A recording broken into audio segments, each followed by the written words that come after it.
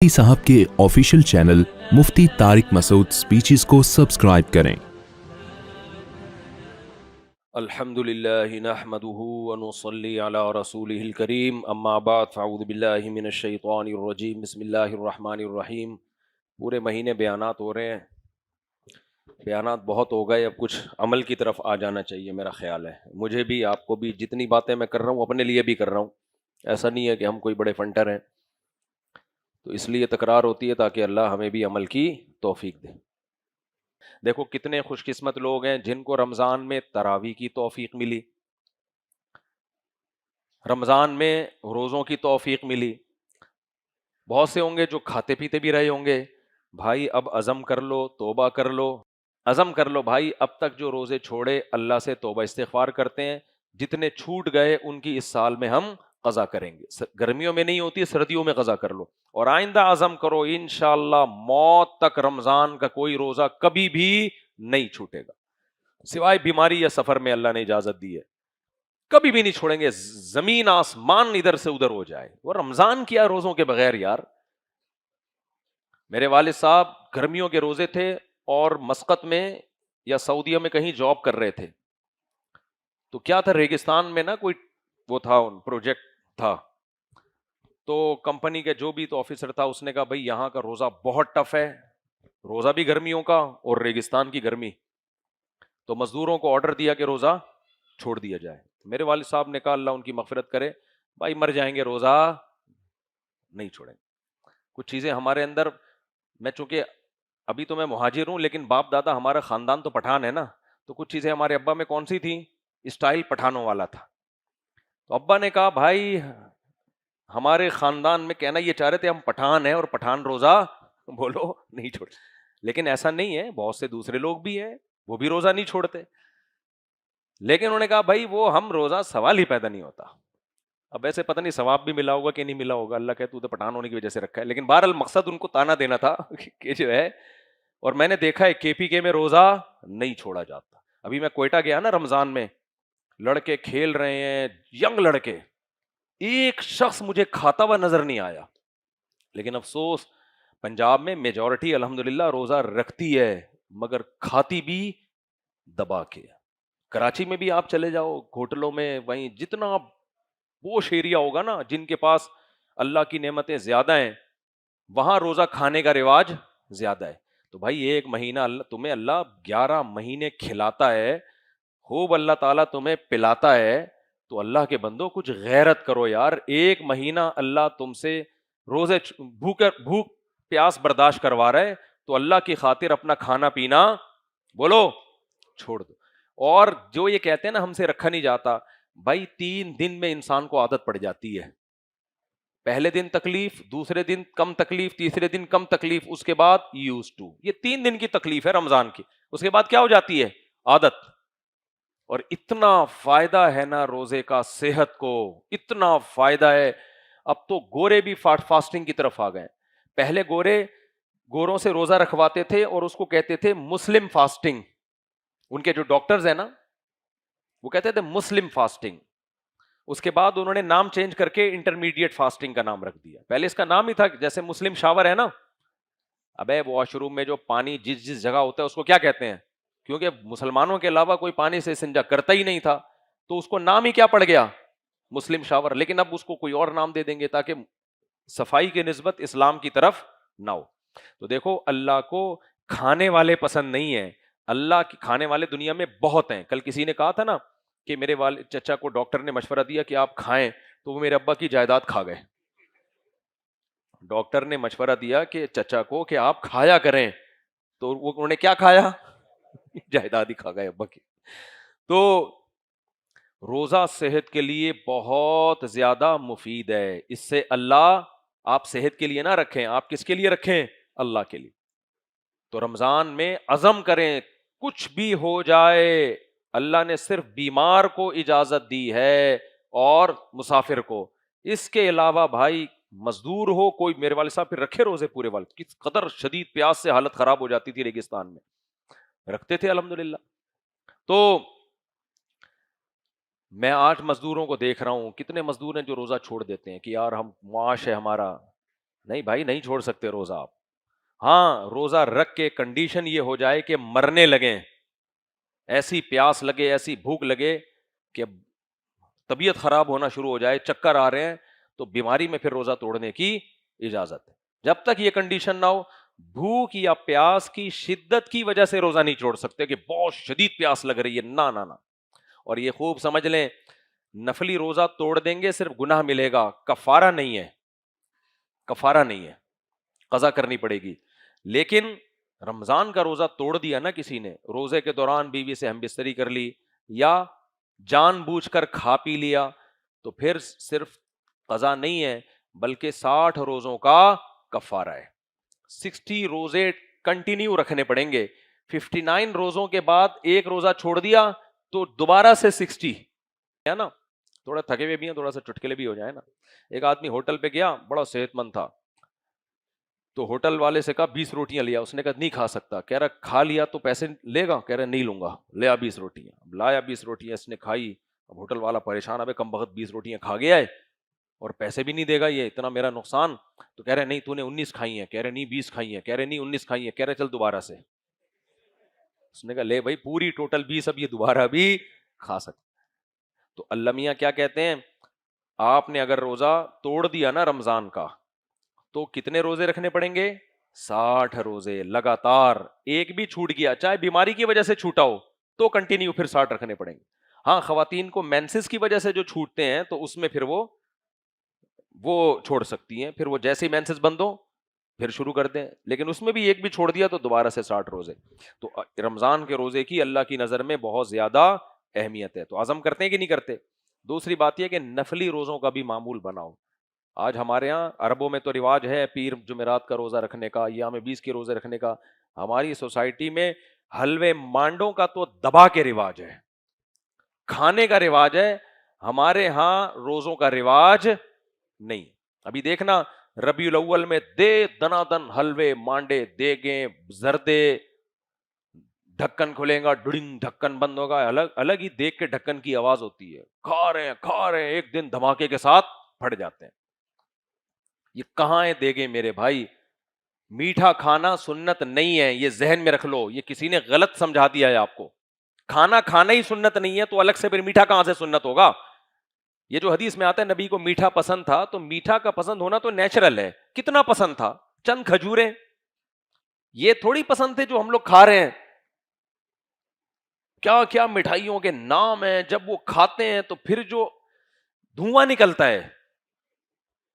ابھی میں کیا ڈیٹیل میں جاؤں, موٹے ہوئے جا رہے ہیں, موٹے ہوئے جا رہے ہیں. ایک موٹاپا وہ ہوتا ہے جو قدرت کی طرف سے ہوتا ہے. کچھ لوگ نیچرلی موٹے ہوتے ہیں, کم کھا کے بھی موٹے ہوتے ہیں, وہ موٹاپا برا نہیں ہے. صحابہ کرام میں بعض بڑے بھاری جسم کے لوگ تھے. امام ابو حنیفہ کے شاگرد تھے نا امام محمد, بہت موٹے تھے, بہت بھاری تھے, لیکن زیادہ نہیں کھاتے تھے. امام شافعی کہتے ہیں محمد ابن حسن رحمہ اللہ کے بارے میں, کیونکہ وہ امام شافعی کے استاذ بھی تھے, کہتے ہیں میں نے بھاری جسم والوں میں محمد ابن حسن سے زیادہ کوئی ذہین نہیں دیکھا. حالانکہ جو زیادہ کھاتا ہے وہ ذہین نہیں ہوتا. تو کچھ لوگ ہوتے ہیں نیچرلی بھاری جسم کے ہوتے ہیں. میرے اساتذہ میں بعض ایسے ہیں بہت بھاری جسم ہے, حالانکہ 24 گھنٹے میں ایک ٹائم کھاتے ہیں. لیکن اگر زیادہ کھانے کی وجہ سے موٹے ہوئے ہو نا, ادھر جائے وہاں سے کھا لیا, ادھر گیا مدہ ذلہ لا لیا, جو سامنے آیا کھا لیا, ادھر حلوہ کھا لیا, ادھر مانڈا کھا لیا, ادھر لڈو کھا لیا, ادھر فلانے کے تیجا, فلانے کے 40ویں کی بریانی, نیاز کی بریانی, 11ویں شریف کے دیگ, 12ویں شریف کی دیگ, پھر فلانے کا چہلم, فلانے کا مرسی, وہ کیا ہوتا ہے برسی, پھر فلانے کی فلانا, پھر ڈمکانا, کھا کھا کے کھا کھا کے کھا کھا کے بالآخر پھر جب انتقال ہوتا ہے تو پبلک کندھا بھی نہیں دے رہی ہوتی. وہ کہتے ہیں بھائی کندھا دو, لوگ کہتے ہیں ہم نے نہیں مارا بھائی, ہم کیوں کندھا. ایسا موٹاپا ہماری شریعت میں پسند بولو نہیں ہے. صحیح بخاری کی حدیث ہے اس موٹاپے کے خلاف, جو کھانے کی وجہ سے ہوا. نیچرلی ہے, میری دادی کا جسم بہت بھاری تھا, بہت کم کھاتی تھی, روزے رکھتی تھی, تو قدرت کی طرف سے ہے نا. لیکن زیادہ کھا کھا کے ہر وقت پھوڑ رہا ہے, ہر وقت پھوڑ رہا ہے, ہر وقت پھوڑ رہا ہے, بہت بری حرکت ہے. تو اس کا علاج کیا ہے, اپنے منہ پہ کیا کرو, کنٹرول. یہ کیسے ہوگا؟ روزے سے. تو اس لیے نفلی روزے رکھنے کا بولو معمول بناؤ. سمجھتے ہو کہ نہیں سمجھتے؟ نفلی روزے رکھنے کا معمول بناؤ. پیر جمعرات کا روزہ رکھ لیا کرو, ایام 20 کا روزہ رکھ لیا کرو. پھر ایک سنت یہ بھی ہے, ہمارے نبی صلی اللہ علیہ وسلم بعض دفعہ روزے رکھنے پہ آتے رکھتے ہی چلے جاتے. امی عائشہ کہتی ہیں میں سمجھتی کہ اب کبھی روزہ چھوڑیں گے ہی نہیں, پھر جب چھوڑنے پر آتے تو چھوڑتے ہی چلے جاتے. یہ بھی ایک سنت ہے, رکھنے پر آئے رکھتے چلے جاؤ, بھائی موڈ ہے ہمارا, روزے چل رہے ہیں ہمارے, چھوڑنے پر آئے چھوڑتے چلے جاؤ تاکہ صحت بھی خراب نہ ہو.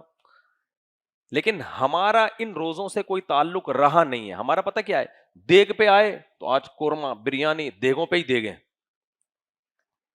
اور ہم فراق یار میں گھل گھل کے ہاتھی ہو گئے, اتنے گھلے رستم کے ساتھی ہو گئے. فراق یار کہتے ہیں یار کی جدائی, تو غم ہوتا ہے نا محبوب کی جدائی میں. تو پہلے زمانے میں لوگ عشق و محبت میں موٹے ہونے کے بجائے کیا ہوتے تھے؟ بولو نا, دبلے. اب اللہ کے نبی اور اللہ کے عشق میں دبلے ہونے کے بجائے کیا ہو رہے ہیں؟ جتنی نبی سے محبت ہوگی اتنا ہی حساب کتاب زیادہ ہوگا. تو اس پہ شاعر نے کہا ہے ہم فراق یار میں, ہم یار کی جدائی میں گھل گھل کے ہاتھی ہو گئے ہیں. گھل گھل کے تو پتلا ہونا چاہیے تھا, لیکن گھل گھل کے کیا ہو رہے ہیں؟ ہاتھی. اتنے گھلے رستم کے ساتھی ہو گئے, رستم پہلوان. گھل گھل کے اتنے موٹے ہو گئے, لگ رہا ہے کہ تو رستم پہلوان کا بھائی ہے. تو میں اور آپ جو اللہ سے عشق کرتے ہیں نا, ہماری مثال پتہ ہے کیا ہے؟ اکثر میں ایک قصہ سنایا کرتا تھا. ایک مجنو تھا, مجنو. لیلا مجنو کے قصے بڑے مشہور ہیں نا بھائی. مجنو لیلا کے عشق میں کیا ہو گیا تھا؟ پاگل, دبلا ہو گیا تھا. اسی پہ تو ہے نا, کوئی پتھر سے نہ مارے میرے دیوانے کو, حسن حاضر ہے محبت کی سزا پانے کو. تو اس کا اب کے مجنو کے حساب سے کسی نے اس کی سیٹنگ چینج کی ہے. حسن حاضر ہے محبت کی سزا پانے کو, کوئی پتھر سے نہ مارے میرے, یعنی محبوبہ کہہ رہی ہے کہ یہ حسن سزا پانے کے لیے خود حاضر ہے. یہ میرا حسن ہے جس کا یہ جرم ہے کہ مجنو مجھ پہ کیا ہو گیا؟ عاشق. تو اس کو نہیں مارو, مارو کس کو؟ اس حسن کو پتھر مارو. پہلی زمانے کی لیلائیں بھی دیکھو کیسے خاندانی ہوا کرتی تھی. لیکن آج کی لیلا پتہ ہے کیا کرتی ہے؟ مجنو کی جیب میں پیسے ختم ہو گئے, اب نہ ایزی پیسہ ڈلوا رہا ہے, نہ آئی فون گفٹ لے کے دے رہا ہے. تو اب لیلا کیا کہہ رہی ہے؟ کوئی پتھر سے نہ مارے میرے دیوانے کو, بم کا زمانہ ہے اڑا دو سالے کو. ٹھیک ہے نا, ایک ہی دفعہ میں کیا کرو؟ غریب آدمی ہے, جب پیسے مانگو پیسے نہیں ہوتے, تو پتھر سے مار کے ٹائم ویسٹ کرنے کی ضرورت نہیں ہے. سمجھتے ہو کہ نہیں سمجھتے؟ تو ہمارا اور آپ کا جو اللہ سے محبت کے دعوے ہیں نا, وہ کیسے ہیں؟ ان کی ایک مثال ہے کہ مجنو جو تھا نا, پرانا اوریجنل مجنو, اس کو لیلا سے عشق تھا. اب لیلا باپردہ, اس زمانے میں معشوقائیں بھی باپردہ خاندان کی ہوا کرتی تھیں. غیرت, بھائیوں کا پہرا, باپ کا پہرا, وہاں تک پہنچنا آسان نہیں تھا. اس کے بھائیوں کو راضی کرنا, ابا کو راضی کرنا, نکاح کا پیغام لے کے جانا, اس پروسیس میں مجنو کو بہت ٹائم لگ رہا تھا. لیلا لفٹ کراتی نہیں تھی, یعنی بھائیوں کا پہرا تھا. تو ایک نقلی مجنو, اس نے کیا کیا؟ اوریجنل مجنو کی اس غیر حاضری کا ناجائز فائدہ اٹھایا. نقلی مجنو چلا جاتا, لیلا کے گھر کے قریب کوئی درخت تھا, وہاں جا کے بیٹھ جاتا. لیلا کے خادم سے کہتا کہ چھپڑ میں جا کے اس کو بتاؤ تیرا دیوانہ آیا ہوا ہے, درخت کے نیچے چپکے سے بیٹھا ہوا ہے. مس کال کا سسٹم تو تھا نہیں. لیلا کیا کرتی؟ دودھ جلیبی سے بھرا ہوا پیالہ بھیج دیتی کہ چل بھائی میرا مجنو, میرا عاشق آیا ہے, کچھ کھا لے. غم سے کیا ہوا جا رہا ہے؟ نڈھال. وہ کھا جاتا روزانہ دودھ جلیبی. کیا کرتا؟ کھا کے موٹا ہو رہا تھا. جو اوریجنل مجنو تھا وہ کہیں دور درخت کے نیچے اس غم میں گھلا جا رہا تھا کہ بھائی لیلا ملاقات کا ٹائم کیوں نہیں دیتی. اسے کھانے پینے سے مطلب نہیں تھا, اسے دودھ جلیبی سے مطلب نہیں تھا, اسے تو یہ تھا کہ بھائی لیلا کی زیارت نہیں ہو رہی. وہ اوریجنل مجنو تھا نا, وہ بیچارہ دور بیٹھا ہوتا, اس کو پتہ بھی نہیں کہ یہ میرے نام پہ یہ 2 نمبر مجنو دودھ جلیبی روزانہ کھا کے جا رہا ہے. تو اب روزانہ لیلا جب دودھ جلیبی بھیجی نا, لیلا کو بھی ایک دن خیال ہوا کہ یہ مسٹنڈا کھایا جا رہا ہے. تو لیلا نے کہا میں ذرا چیک کروں یہ اوریجنل ہے یا چائنا کا مجنو ہے؟ 2 نمبر ہے. تو لیلا نے ایک دن خالی پیالہ بھیجا اور اپنے نوکر سے کہا کہ اس مجنو کے سامنے رکھ کے کہنا کہ دودھ جلیبی تو بہت کھا لی، آج لیلا نے تم سے تمہارا خون مانگا ہے. صحیح ہے نا؟ ایک رگ کاٹو اور اس پیالے کو خون سے بھر کے دے دو. جیسے ہی اس نے دیکھا نا خالی پیالہ، ایک تو ویسے ہی کانپنے لگا وہ. پھر جب خادم نے کہا کہ خون کا پیالہ بھر کے دے دو، اس نے کہا بھائی ہم دودھ جلیبی والے ہیں، خون والا وہ بیٹھا ہوا ہے. وہ دیکھ رہے ہو نا؟ تو ہمارے حضرت یہ واقعہ بتا کے کہتے تھے ہم بھی مسلمان حلوے مانڈے کی حد تک ہیں. 4 شادیاں کو بعد سنتے ہیں ہمیں مسلمان ہونے پر فخر ہے. کہ ہم کیا ہیں؟ فخر ہے بھائی. اللہ نے ہمیں کتنے کی اجازت دی ہے؟ 4 کی. ہمیں اسلام پہ کیا ہے بھائی؟ فخر ہے. جب کوئی مر جاتا ہے 40ویں، ہندو تو نہیں 40ویں تیجے کرتے نا، ان کی دیگیں نہیں ہوتی. 40ویں کی تیجے کی دیگیں ہمیں اپنے مسلم ہونے پر کیا ہے؟ ہم نبی کی محبت میں کھائیں گے. اکثر میں ایک واقعہ سناتا ہوں، آج بہت نئے لوگ آئے ہوئے ہیں. ایک آدمی کے ابا کی ڈیتھ ہو گئی، غم سے نا اس کے حلق میں نوالا ہی نہیں اتر رہا تھا. یہی ہوتا ہے جب کسی کی میت ہو جاتی ہے. لوگوں نے کہا بھائی تیرے باپ کا انتقال ہوا ہے، دیگیں پکا، دیگیں تیجا ہے، دیگیں پکا کے لوگوں کو بریانیاں قورمے کھلا. لوگ یہی کر رہے ہوتے ہیں. اس نے کہا کمبختو میرا باپ مر گیا، ولیمہ کیا ہوتا، شادی کی ہوتی، خوشی میں لوگوں کو دیگیں کھلاتا. باپ مر گیا اور لوگ میرے گھر بیٹھ کے مرغے کھائیں، میں یہ بغیرتی برداشت نہیں کروں. لوگوں نے کہا نہیں نہیں، لوگوں کی خاطر یہ سب کچھ کیا جاتا ہے نا. لوگوں نے کہا نہیں نہیں، اگر تو نے لوگوں کو بوٹیاں نہیں کھلائیں، لوگ تیرے باپ کے بارے میں کہیں گے مر گیا مردود، نہ فاتحہ نہ درود. وہاں بڑا کوئی مرا ہے، کوئی بہت بڑا، کوئی بھابڑی مر گیا، نہ فاتحہ نہ درود. اتنا دباؤ آیا نا اس کے اوپر. اس نے کہا یار اب پبلک تو پبلک ہے، آپ کو پتا ہے کہاں چھوڑتی ہے، تو چلو کھلاتے ہیں، پھر مجبوری ہے. تو تیسرے دن نا یہ غم سے نڈھال، ابا یاد آ رہے ہیں. اس نے دسترخوان لگایا اور پلیٹوں میں بوٹیاں، لیگ پیس، چیسٹ پیس، جس کے جو پسند ہو. یہی چل رہا ہوتا ہے تیجوں 40ووں میں آج کل، پبلک بیٹھی بھی ہے نا. جیسے ہی لوگوں نے بوٹیاں اٹھا کے دانت کے قریب لے کر گئے ہیں نا، اس کو تو غصہ تھا. اس نے کہا ان کو کھلاؤں لیکن ان کو بغیرت، ان کو بتاؤں تو نا تم لوگ بغیرت. جیسے ہی وہ قریب آئے ہیں نا، اس نے کہا اسٹاپ، 1 منٹ میری بات سنو، اس کے بعد کھانا. لوگوں نے کہا جلدی بتا یار، مرحوم کی لاش کو کیا ہو رہی ہے تکلیف؟ صحیح ہے نا، مرحوم قبر میں کیا ہو رہا ہے؟ لوگ کہتے ہیں بڑا مبارک کھانا ہے، میت کا کھانا چاہیے. وہ تڑپ رہا ہے، قبر کا عذاب ہو رہا ہے. اس نے کہا 1 منٹ 1 منٹ. کہنے لگا بھائی بات اصل میں یہ ہے کہ میرے باپ کا انتقال ہو گیا، خدا کی قسم مجھ سے مسور کی دال میرے حلق سے نہیں اتر رہی ہے، اور تم میرے ہی گھر میں بوٹیاں پھوڑنے کے لیے آ گئے ہو بغیر، تو تمہیں شرم نہیں آتی؟ چلو بسم اللہ کرو. مزہ نہیں آیا، دوبارہ سے مزہ نہیں آیا آپ لوگوں کو. وہ منظر کو سوچیں آپ. اور جب تیجے 40ویں کے کھانے کھلائے کریں نا، تو یہ ریکارڈنگ چلا دیا کریں، ٹھیک ہے نا. دوبارہ سے لوگ جمع ہو گئے، بوٹیاں، بریانیاں، کوفتے. یہ بیچارہ غمزدہ ابا یاد آ رہے ہیں اس کو. اس نے لوگوں سے کہا میرے باپ کا انتقال ہو گیا ہے اور میرے حلق میں مسور کی دال بھی نہیں اتر رہی، اور تم لوگ میرے ہی گھر میں میرے ہی خرچے پہ بوٹیاں کھانے آ گئے ہو بغیر، تو تمہیں شرم نہیں آتی؟ چلو بسم اللہ کرو. ہونا یہ چاہیے تھا، وہ کہتا بغیر تو تمہیں شرم نہیں آتی. میوزک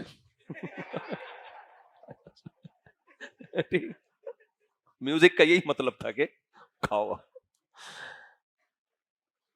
تو وہ ان کے سب کے نوالے انہوں نے چھوڑ دیے. انہوں نے کہا کمبخت تو نے ہمیں کھانے کے قابل چھوڑا ہی کہاں ہے. ہمارے حضرت فرمایا کرتے تھے یہ پرانا زمانہ تھا، لوگوں میں غیرت تھی، انہوں نے وہ بوٹیاں رکھ دی. آج کا زمانہ ہوتا لوگ کہتے بھائی تو بے غیرت بول، تو کچھ بھی بول. اب میں وہ گالیاں تو نہیں دے سکتا نا مسجد میں. یہ مبارک کھانا ہے، وہ ڈالتے، فرماتا ہے کہ حلق میں ڈالتے، اگر ہاتھ ڈال کے بوٹیاں نکالتا نا، ہاتھ بھی چبا کے نکل لیتے. تو میں یہ کیوں واقعہ سنا رہا ہوں؟ صرف چٹکلے سنانے کے لیے نہیں میرے بھائی. اسلام میں روزے رکھنا عبادت ہے، کھانا پینا عبادت نہیں ہے. سمجھتے ہو کہ نہیں سمجھتے؟ کھا لو، کوئی حرام نہیں ہے اپنے خرچے پہ اگر کھا رہے ہو، لیکن اس کو ثواب مت قرار دو کہ بہت ثواب کا کام ہے. تو ایک کام آپ لوگوں نے کیا کرنا ہے، جلدی جلدی میں بس نمٹاتا ہوں، کہ نفلی روزوں کا معمول بناؤ. گھر میں کتنا اچھا ہو، سب گھر بچوں نے روزہ رکھا ہوا ہے. آج جمعرات ہے بھائی، ہمارے یہاں روزہ ہوتا ہے، شام کو اجتماعی افطاری ہوتی ہے، بچے بھی خوش، بچوں کو تو ایسا مزہ آتا ہے روزے رکھنے میں، ابھی سے عادت ڈال دی تو زندگی بھر عادت رہے گی. دوسرا کام کیا کرنا ہے بھائی، اسلام میں سب سے پہلے فرض نماز ہے، کسی قیمت پہ بھی نماز کو ضائع نہیں کرنا. کاروبار ہو کہیں بھی، اور مسجد کی نماز ہوتی ہے اصل. اخپل طریقے سے گھر پہ نماز پڑھنا یہ اسلام کا حکم نہیں ہے.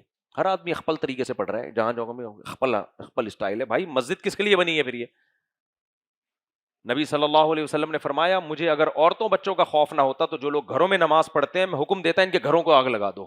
مسجد بنی ہے نماز پڑھنے کے لیے. ہاں کوئی مجبوری ہو ایک الگ بات ہے، قضا نہ کریں آپ تو ہمت کریں گے کہ نہیں کریں گے.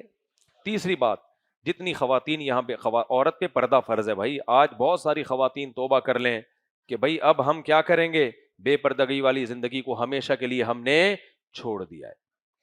اور کیا کرنا ہے بھائی، ہمارے نوجوانوں میں فحش فلموں کا رواج بہت ہے.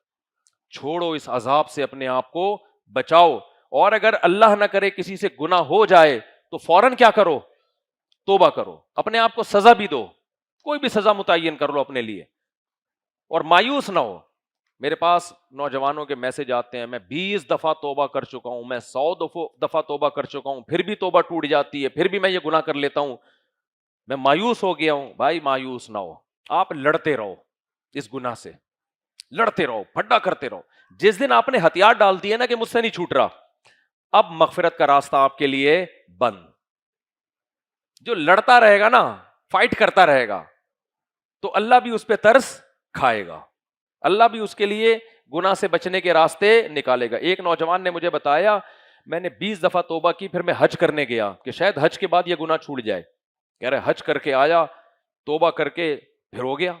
تو وہ اتنا مایوس، بھائی میرے بس کا نہیں ہے. میں نے کہا تیرے بس کا ہے، لگا رہا ہے چھوڑنے کی کوشش میں، صحیح ہے نا، کمپرومائز بولو نہیں کرنا. جس دن آپ نے ہتھیار ڈال دیے نا کہ اب مجھ سے نہیں چھوٹ رہا بھائی، بس اللہ کہے گا مجھ سے بھی تیری مغفرت نہیں ہو رہی ہے. تو لگے رہو یار، اگر پرہیزگاروں میں شمار نہ ہوا، توبہ کرنے والوں میں تو شمار ہو جائے گا نا. لیکن پوری کوشش کرو چھوڑنے کی. اور میں نے بتایا چھوڑنے کی کوشش میں نکاح بھی ہے، حلال کی طرف آؤ. دوسرا کیا کام ہے کہ اپنے آپ کو سزا دو، روزہ رکھ کے سزا دو یا صدقہ کر کے سزا دو. گناہ یہ مہنگا کرو، مہنگا. گناہ اس لیے آسان ہوتا ہے کہ کیا چل رہا ہے، سستا. اکثر میں وہ مثال بتاتا ہوں، ہمارے ایک دوست مدرسے میں، وہ ان کو سگریٹ کی عادت، پان گٹکے کی بھی چھپ چھپ کے پیتے تھے، اور نسوار کی بھی. ایک دن کیا ہوا، وہ چھوڑ ہی نہیں رہے تھے، چھپ چھپ کے پیتے تھے. ایک دن کیا ہوا، انہوں نے چھوڑ دی، صرف نسوار پہ آ گئے. ہم نے کہا کیسے چھوٹی؟ کہتے ہیں یار مہنگی اتنی ہو گئی ہیں اور خرچی اتنی ملتی نہیں ہے تو کہاں سے پورا کروں، تو صرف نسوار ہی ہے جس پہ میں گزارا کر رہا ہوں. کسی بھی طرح سے برائی چھوٹی، چھوٹ تو گئی نا. کیا خیال ہے؟ تو بعض دفعہ اللہ کی طرف سے برائی مہنگی ہو جاتی ہے، لیکن اس زمانے میں برائی مہنگی ہونے کے بجائے کیا ہو رہی ہے، سستی. پہلے کسی نے طوائفوں کا ناچ دیکھنا ہوتا تھا، منہ پہ کپڑا ڈالتا تھا، چھپڑ میں نکلتا تھا کہیں کہ دوست احباب دیکھ. بلکہ پہلے تو سینما گھر میں فلم دیکھنے کے لیے نا لوگ منہ چھپا کے جاتے تھے.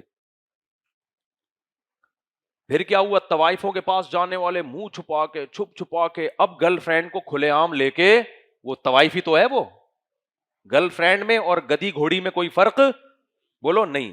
بوائے فرینڈ گدھا ہے اور گرل فرینڈ کیا ہے، گدھی ہے. کیونکہ گدھے اور گدھی کا بھی فزیکل ریلیشن ہوتا ہے، ان کی آپس میں شادی.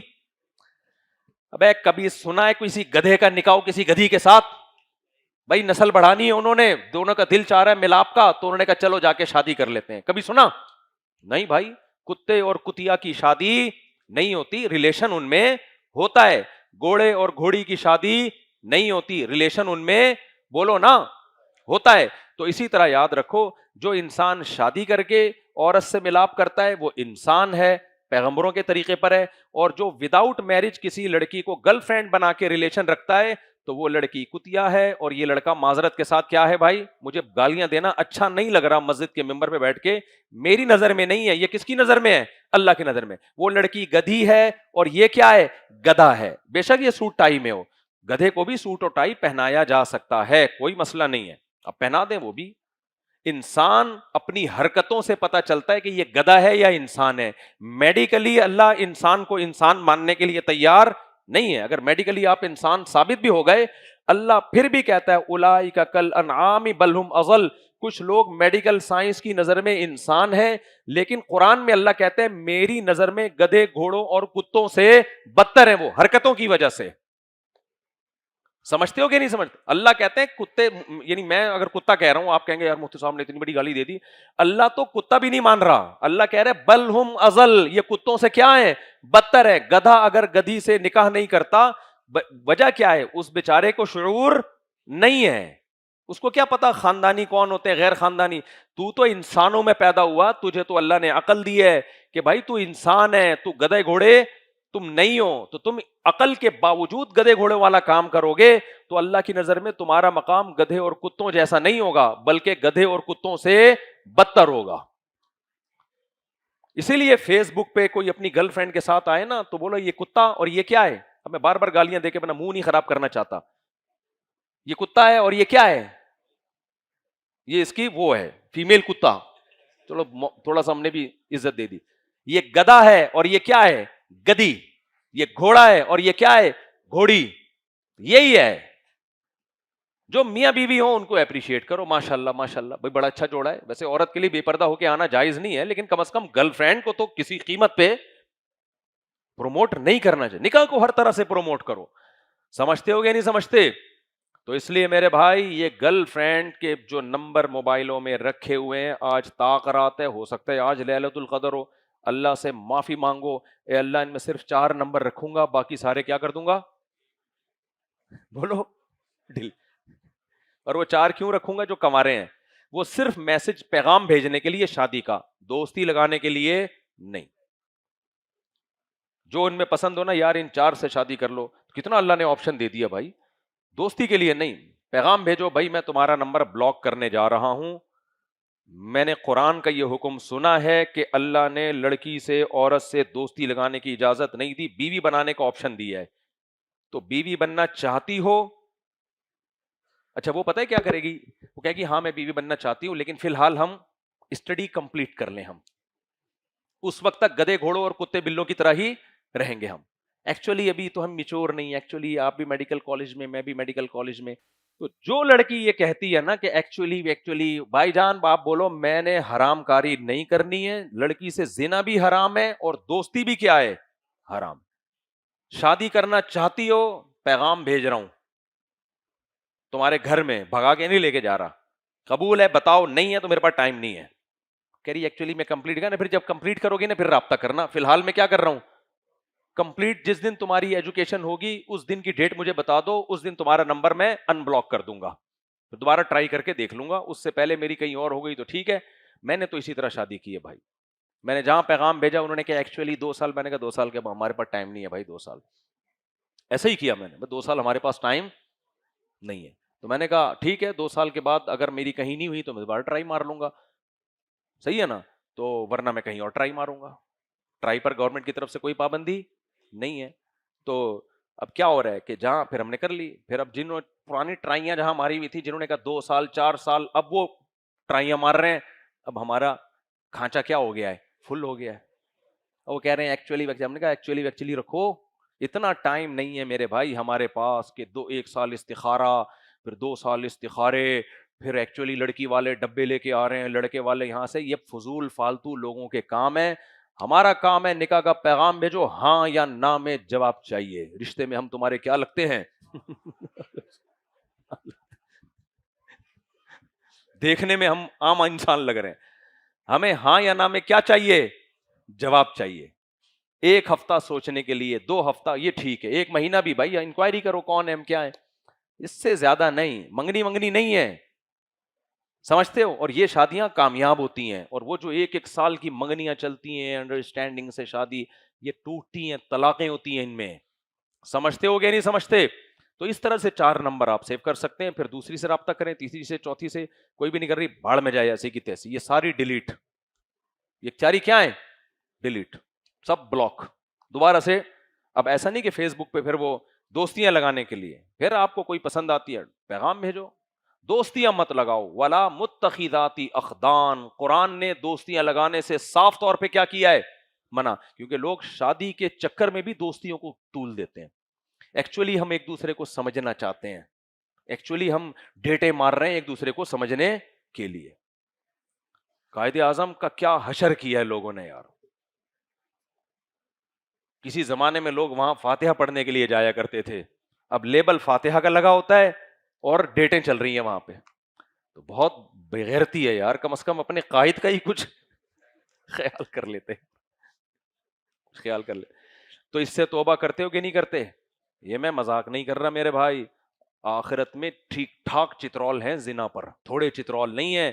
زنا اتنا بدترین جرم ہے کہ شادی شدہ مرد اگر زنا کرتا ہے نا، اسلام میں حکم یہ ہے کہ اسے زمین میں گاڑ کے پتھروں سے مار کے ہلاک کیا جائے. اس سے بڑی سزا کوئی دنیا کی کسی قوم میں ہے؟ عورت اگر کرے تو بھی اور مرد اگر کرے تو بھی. بتاؤ اس سے بڑی سزا ہے؟ کچھ بھی کر لو، اسلام میں یہ سزا نہیں ہے. بھائی اللہ یہ بھی کہہ سکتے تھے شادی شدہ مرد یا عورت نے زنا کیا گردن اڑا دو، یہ بھی تو کہہ سکتے تھے نا. اللہ نے کہا نہیں، گردن نہیں. ایسا عبرت کا نشان بناؤ نا کہ تیرے پاس جب حلال ذریعہ ہے اسے چھوڑ کر تو حرام کی طرف کیوں گیا ہے. زمین میں گاڑو تاکہ بھاگ نہ پائیں یہ، اور پھر ان کے سروں پہ پتھر مارو. 4 گواہوں سے ثابت ہو یہ کام حکومت کرے گی، یہ پبلک نہیں کرنا شروع کر دے. تو لیکن اللہ نے حکومت کو حکم تو دیا ہے نا. اس سے پتہ چلتا ہے بھائی اللہ کی نظر میں زنا بہت، بولو، برا. اور کنوارا مرد اگر زنا کرے یا کنواری لڑکی، تو اسلام نے حکم دیا ہے چوک میں کھڑے کر کے 100 کوڑے مارو. سورہ نور میں اللہ کا حکم ہے. وَلَا تَأْخُذْكُمْ بِهِمَا رَأْفَةٌ فِي دِينِ اللَّهِ. اللہ کہتے ہیں کوڑے مارتے ہوئے تمہیں ان پر رحم نہیں آنا چاہیے اللہ کا حکم جاری کرتے ہوئے. ایسا نہ ہو کہ رحم کھا کے کوڑے کم کر دو یا کوڑے بہت ہلکے مارنا شروع کرو. نہ نہ نہ، اللہ کا حکم ہے تم نے ان کو کوڑے نہیں مارے تو کل اللہ تمہیں اس سے زیادہ کوڑے مارے گا. پھر یوسف علیہ السلام مصر میں تھے، بادشاہ کی خوبصورت بیوی نے زنا کی دعوت دی، اکیلے کمرے میں، بند کمرے میں، کوئی دیکھنے والا بولو نہیں ہے، کنوارے ہیں. قرآن کہہ رہا ہے وَلَقَدْ هَمَّتْ بِهِ وَهَمَّ بِهَا، جوان ہیں. تو جب ایک بند کمرے میں ایک انتہائی خوبصورت عورت ایک کنوارے کو زنا کی دعوت دے تو مرد کا دل بھی مائل ہوگا کہ نہیں ہوگا؟ یہ تو نیچرل ہے نا. تو اللہ کہتے ہیں یوسف علیہ السلام کے دل میں بھی خیالات آئے لیکن گناہ کے قریب نہیں، بھاگنا شروع کر دیا. اور کیا کہہ رہے ہیں؟ معاذ اللہ، اللہ کی پناہ، انہ ربی، وہ کون ہے؟ میرا رب ہے بھائی، مجھے پالنے والا ہے، کوئی گنجائش نہیں. پھر بادشاہ کی بیوی نے دھمکی دی ہے، 2 دھمکیاں دی ہیں. دیکھ اگر تو یہ کام نہیں کرے گا تو میں الٹا الزام کس پہ لگا دوں گی؟ تجھ پہ، کہ اس نے مجھے زنا کے لیے ورغلا رہا ہے. جب عورت کسی مرد پہ الزام لگاتی ہے کہ یہ مجھے غلط نظروں سے دیکھ رہا ہے تو پبلک اس الزام کو جھوٹا قرار دیتی ہے یا سچا؟ فوراً لوگ مان لیتے ہیں. بھائی مرد تو اکثر ہوتے ہی کیا ہیں؟ ٹھرکی ہیں. مان لیتے لوگ کہ یار یہ ویسے بھی اجنبی ہیں، دوسرے ملک کے ہیں، یہاں ان کے لیے رشتوں میں مشکلات ہوں گی، اور بادشاہ کی بیوی بھی خوبصورت اور ایک ہی محل میں رہتے ہیں، تو بھائی ہو سکتا ہے کچھ معاذ اللہ نقل کفر نیت میں فطور پیدا ہو گیا ہو. تو بادشاہ کی بیوی نے کیا کہا کہ زنا نہ کرنے میں تیری بدنامی نہیں ہے، زنا کرنے میں تیری بدنامی نہیں ہے، بدنامی نہ کرنے میں ہے. سمجھ میں آ رہی ہے بات؟ بدکاری کرنے میں بدنامی نہیں ہے، بدکاری نہ کرنے میں بدکاری کا الزام لگے گا. اگر نہیں کیا نا تو بدکاری کا الزام لگے گا. اب تو عزت نفس کا مسئلہ آ گیا کہ نہیں آ گیا؟ دوسری بات یہ لَيُسْجَنَنَّ، جب تجھ پہ بدکاری کا الزام لگے گا تو ہم صرف الزام لگا کے چھوڑیں گے نہیں، کیونکہ دنیا کہے گی کہ الزام لگا دیا، سزا کیوں نہیں دے رہے؟ اس کا مطلب یہ الزام کیا تھا؟ جھوٹا. بھائی جب الزام لگایا ہے تو پھر اپنے محل میں ایسے رکھا ہوا کیوں ہے؟ تو جیل میں کیوں نہیں ڈالتے؟ تو جیل میں بھی جائے گا تو. ہم اور آپ میں سے کوئی ہوتا تو شیطان ہمارے دل میں کتنے وسوسے ڈالتا کہ بھائی میں تو غیر ملک میں ہوں اور اتنی خوبصورت عورت دعوت دے رہی ہے اور میری تو مجبوری ہے اور میرے لیے تو یہاں نکاح کا انتظام بھی کیا ہے، بہت مشکل ہے، اور میں تو جوان بھی ہوں اور بھائی میرے اندر صحت بھی ہے. نفسیاتی ڈاکٹر ہوتا نا وہاں پہ.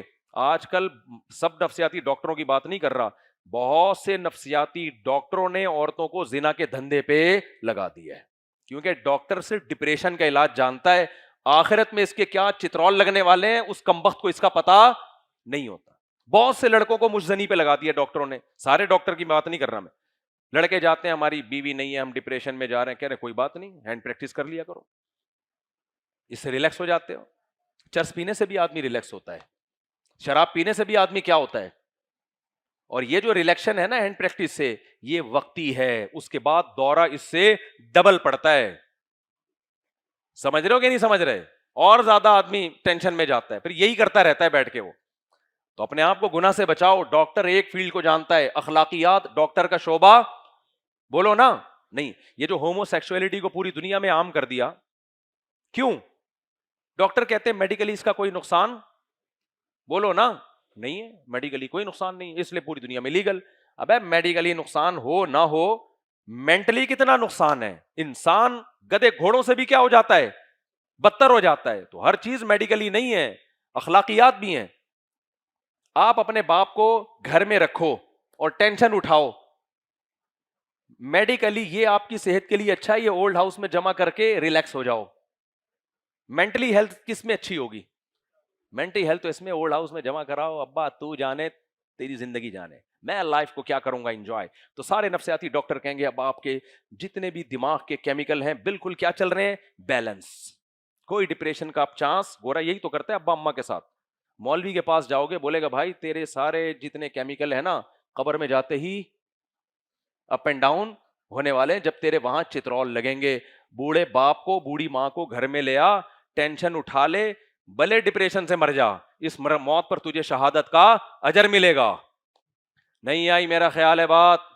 تو بعض عورتیں بیوہ طلاق یافتہ ہوتی ہیں، کال آتی ہے میرے پاس، بھائی وہ بتاتی ہیں ہمیں ڈاکٹر خود کہہ رہے کہ آپ اپنا کوئی بوائے فرینڈ رکھو، شادی اگر کوئی نہیں کر رہا تو بوائے فرینڈ رکھو، تھوڑے ریلیکس ہو جاؤ گی. میں کہتا ہوں بھائی ریلیکس نہیں ہوگی، اس سے آپ کی زندگی اور زیادہ جہنم بن جائے گی. نکاح کے علاوہ کوئی راستہ نہیں ہے. تو ڈاکٹر کے سے پہلے یہ بھی دیکھ لیا کرو کچھ اخلاقیات بھی جانتا ہے کہ نہیں جانتا. میں نہیں کہہ رہا سارے ایسے ہوتے ہیں.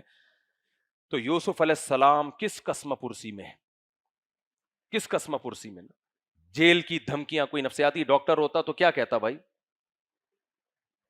تو مشورے دیتا کہ یار جیل جانے سے بہتر ہے کہ آپ برائی کر لو، کیا ہے. لیکن جب زلیخا نے 2 دھمکیاں دی ہیں نا کہ بدنام بھی کروں گی اور جیل میں بھی، تو یوسف علیہ السلام نے اللہ سے ہاتھ اٹھا کے دعا مانگی، رب السجن احب الی مما یدعوننی الی. اے اللہ اس بدکاری اور زنا سے مجھے جیل کی زندگی زیادہ محبوب ہے. اور اللہ سے دعا مانگ رہے ہیں وَإِلَّا تَصْرِفْ عَنِّي كَيْدَهُنَّ أَصْبُ إِلَيْهِنَّ. اے اللہ تو نے اگر مجھے ان کے فتنے سے نہ بچایا تو میں بھی ان کی طرف مائل ہو جاؤں گا، وَأَكُمْ مِنَ الْجَاهِلِينَ، اور میں بھی جہالت کا کام کر بیٹھوں گا. اس سے پتہ چلتا ہے زنا اتنی خطرناک جرم ہے کہ اس میں اللہ کی مدد اگر شامل حال نہ ہو تو انسان کو بھٹکنے میں کوئی ٹائم نہیں لگتا. اس لیے زنا سے بچنے کے لیے اسباب بھی اختیار کرو اور اللہ سے گڑ گڑا کے دعائیں بھی مانگا کرو، اے اللہ ہمیں اس گندی پلید بیماری سے بچا، کیونکہ یہ بہت خطرناک، بہت اٹریکشن ہے اس کے اندر. سمجھتے ہو کہ نہیں سمجھتے؟ تو کیا ہوا، یوسف علیہ السلام کو جیل کی کوٹریوں میں ڈال دیا گیا، جیل میں چلے گئے. تو کبھی بھی ایسا نہیں ہو یوسف علیہ السلام کو جیل جا کے ندامت ہوئی ہو بھائی میں نے اپنی زندگی پہ اپنے پاؤں پہ کلہاڑا مار دیا، معاذ اللہ، دیکھو عیش سے بھی گیا اور عزت بھی لوگوں میں میری خراب کر دی اور جیل کی زندگی میں مجھے ڈال دیا. لیکن اللہ نے کیسا انتظام کیا یوسف علیہ السلام کے لیے، کیسے با عزت بری کیا ہے اور بالآخر مصر کا بادشاہ بنایا. یہ میری یہ بات یاد کر رکھ لو، اپنی ڈائری میں لکھ لو کہ جس نوجوان کو زنا کا موقع ملا اور کوئی رکاوٹ نہیں تھی، اللہ کی خاطر اس نے زنا چھوڑ دیا نا، آپ دیکھنا اللہ صرف آخرت میں نہیں دنیا میں اس کو بہت نوازتے ہیں. دنیا میں بہت نوازتے ہیں. جس کو موقع ملا نا اور اس نے کیا کیا, چھوڑ دیا, صرف کس کے لیے, اللہ کے لیے. آخرت تو بعد میں ہوگی, دنیا میں اس کی برکتیں اپنی آنکھوں سے دیکھے گا. کرنے والے بہت ہیں, جب موقع ملتا ہے ایسے موقع پہ بچنے والے مارکیٹ میں کم ہیں. جو چیز مارکیٹ میں شارٹ ہوتی ہے ویلیو اس کی زیادہ ہوتی ہے, جو مارکیٹ میں زیادہ ہوتی ہے اس کی زیادہ ہوتی ہے شارٹ چیزوں کی. تو بھائی بچنے والے شارٹ ہیں تو اللہ کی نظر میں ان کی ویلیو ہے. کتے بلوں کی طرح, گدے گھوڑے, فیمیل سے فزیکل ریلیشن کرنے والے وہ مارکیٹ میں بولو بہت. ہمارے یہاں آئس کریم پارلر کھل گیا تھا ادھر, آئس کریم پارلر نا, نام آئس کریم پارلر تھا, اندر پتہ نہیں کیا کیا ہو رہا تھا. ہم دیکھتے تھے 13 سال کی بچیاں یونیفارم میں ڈیٹ مارنے آ رہی ہیں اپنے بوائے فرینڈ کے ساتھ. تمہیں تھوڑی لوگ گھروں کی باتیں آ کے بتائیں گے جو ان پہ, وہ ہمیں بتاتی ہیں, لڑکیاں بتاتی ہیں پروفیسر نے مجھے استعمال کیا, بوائے فرینڈ نے مجھے استعمال کیا. اور یہ بھی وہ لوگ بتاتی ہیں جن کے ساتھ غلط ہوا, استعمال کر کے نظر انداز کر دیا. کیا بھنگی خانہ کھولا ہوا ہے یار. میں نہیں کہہ رہا یونیورسٹیوں میں مت پڑھاؤ اپنے بچیوں کو یا اپنے لڑکوں کو نہیں پڑھاؤ, نگرانی تو کرو نا کم از کم. ماں باپ نے ایسے بچیوں کو موبائل دے کے چھوڑ دیا ہے, وہ یونیورسٹی جا رہی ہے, دیکھ بھی نہیں رہے کہ جا بھی رہی ہے کہ نہیں جا رہی ہے. لڑکا کیا کر رہا ہے یونیورسٹی میں, کوئی نگرانی نہیں ہے. تو بھائی آپ پڑھنا جب ہے, تعلیم تو ضروری ہے, ورنہ بالکل ہی ہم اور جو جائیں اس سے بھی جاہل کے جاہل رہ جائیں گے. تو نگرانی تو کرو نا اپنی بچیوں کی. یونیورسٹی میں کوئی جوان لڑکی ہے, کوئی بھائی جائے اس کو پہنچانے کے لیے, اس کی نگرانی کرے. واپس ایسے لوگ میں جانتا ہوں, بیٹیاں پڑھائی کے لیے جاتی ہیں, باپ جاتا ہے, بھائی جاتا ہے, نگرانی کر رہا ہے, اس کو سمجھایا ہوا ہے بیٹا کسی سے تمہیں دوستی لگانے کی اجازت نہیں ہے, ریزرو رہنا ہے سب سے, پوری نگرانی کرتے ہیں, موبائل کنٹرول میں ہے. ایسے گدے گھوڑوں کی طرح بچیوں کو کیا کیا ہوا ہے, آزاد, جاؤ بیٹا جو مرضی کرو. تو قو انفسکم واہلیکم نارا, اللہ کہتے ہیں اپنے آپ کو اور اپنے گھر والوں کو جہنم کی آگ سے بچاؤ. تو نگرانی کرو اپنی بیٹیوں کی, اپنے بیٹوں کی جو یونیورسٹی جا رہی ہیں. میں نہیں کہہ رہا بدگمانی کرو, الحمدللہ بہت سی اچھی بھی ہیں, بچتی ہیں برائیوں سے, ہاسٹل میں رہ کے بھی بچ جاتی ہیں. لیکن بھائی ہم اسباب کے مکلف ہیں, ہمیں شریعت نے حکم دیا ہے کہ نگرانی بولو کرنی پڑے. اور لڑکی کی بر وقت شادی کر دو, کیا کر دو, اور پھر اس کے شوہر کو بولو بھائی یہ تعلیم جاری رکھے گی, ہم اسی بیس پہ شادی کر رہے ہیں, ہم نے تعلیم اس سے چھڑوانی نہیں ہے. پھر شوہر نگرانی کرے. سمجھتے ہو کہ نہیں سمجھتے؟ تو بے نگرانی میں بے لگام چھوڑا ہوا, ماں باپ کو اس سے کوئی غرض ہی نہیں ہے. وہ کہتے ہیں ایجوکیشن چاہیے ہمیں, بھلے جو مرضی کرے. تو ٹھیک ہے بھائی, تعلیم یافتہ بن جائے گی, خود بھی جہنم کا ایندھن بنے گی اور تمہیں بھی جہنم کی آگ میں دھکیلے گی. قرآن میں کئی جگہ ہے کہ جو ماتحت لوگ ہیں وہ اپنے بڑوں کا گریبان پکڑیں گے, اے اللہ تو آج ہمیں آگ میں ڈال رہا ہے نا, لیکن ہمارے ان ماں باپ کو بھی ڈال آگ میں, ہمارے ان بڑوں کو بھی ڈال. ہم ان کی وجہ سے کیا ہوئے ہیں, گمراہ ہوئے ہیں. ہم تعلیم کے خلاف نہیں ہیں, ہم بے حیائی کے خلاف ہیں. سمجھتے ہو کہ نہیں سمجھتے ہو؟ اور اگر بچی کو یونیورسٹی میں بھیج ہی دیا آپ نے بغیر نگرانی کے, اور کہیں آنکڑا ہو گیا اس کا, آنکھ مٹکا ہو گیا اس کا, تو پھر اس کو یہ آپشن دو کہ گھر میں آ کے وہ یہ بتا سکے کہ ابا مجھے فلاں پسند ہے. ابا کو نہ بتائے, اما کو بتا دے. پھر غیرت مت دکھاؤ کہ تجھے میں نے یونیورسٹی میں پڑھنے کے لیے بھیجا یا رشتے تلاش کرنے کے لیے بھیجا ہے. پھر یہ غیرت مت دے. جہاں مرد اور عورت ہوں گے, پسند ناپسند بولو ہوگی, یہ نیچرل ہے. شکر ادا کرو وہ آ کے تمہیں کوئی دوستی نہیں لگائی اس نے, وہ آ کے تمہیں کہہ رہی میں شادی کرنا چاہتی ہوں. بولو ماشاءاللہ بیٹی, تو نے میرا سر کیا کر دیا, فخر سے بلند کر دیا. تو نے چھپا کے دوستی نہیں کی, تو نے مجھے بتایا کہ مجھے فلاں پسند ہے, ٹھیک ہے ہم فلاں کو چیک کریں گے, اس کو چھٹا تو نہیں لگاتا, کوئی چرس تو نہیں پیتا, دوست احباب سے انکوائری کریں گے, سمجھ میں آ رہا ہے, فوراً کیا کر دو, شادی کر دو. رخصت ہی نہیں کر سکتے, نکاح کر دو بھائی. بعض دفعہ تو ایکچولی ٹوپی ڈرامے تو چل رہے ہوتے ہیں نا, چل بھائی تو ایکچولی بھی کر لے, تو نکاح کر دے. دونوں میاں بیوی ہیں, بھلے جہاں ڈیٹے مارے. اب تو ڈیٹ مارنے کی ان کو ضرورت ہے ہی نہیں. بولو بھائی رخصتی ہم تعلیم مکمل کرنے کے بعد کریں گے. ابھی کیا ہے, ساری دنیا کو پتا ہے یہ میاں بیوی ہیں. وہ اپنے گھر سے آتا ہے یونیورسٹی پڑھنے کے لیے, یہ اپنے گھر سے آتی ہے, تو کیا جا رہا ہے اس میں. گرل فرینڈ بوائے فرینڈ بھی تو اسی طرح آ رہے ہوتے ہیں, تو میاں بیوی نہیں آ سکتے. ساری دنیا کو پتا ہے بھائی یہ کیا ہے, میاں بیوی ہیں. تو آسان کرو اس کو میرے بھائی, بدکاری بہت بری چیز ہے, اللہ نہیں چھوڑے گا. اور یونیورسٹیوں میں نشہ بہت آ رہا ہے. آئس پہلے یہ گندے نالوں میں ملا کرتی تھی, چرسی بیٹھے ہوتے تھے گندے کپڑوں میں, گندے نالوں میں. اب چرس کہاں مل رہی ہے, یونیورسٹیوں میں. آپ اپنے بچے کو چرسی بنانا چاہتے ہو, آئس کا نشے والا بنانا چاہتے ہو, بہترین یونیورسٹی میں اس کا ایڈمیشن آپ کرا دیں. سمجھ رہے ہیں؟ تو زانی بھی بنے گا, سب نہیں بنتے, پھر میں بار بار کہوں, اور کیا چرسی بھی, بلکہ چرس سے اوپر کی چیزیں پیے گا. وہ چرس بس تو ابھی چھوٹی موٹی چیز ہو گئی ہے.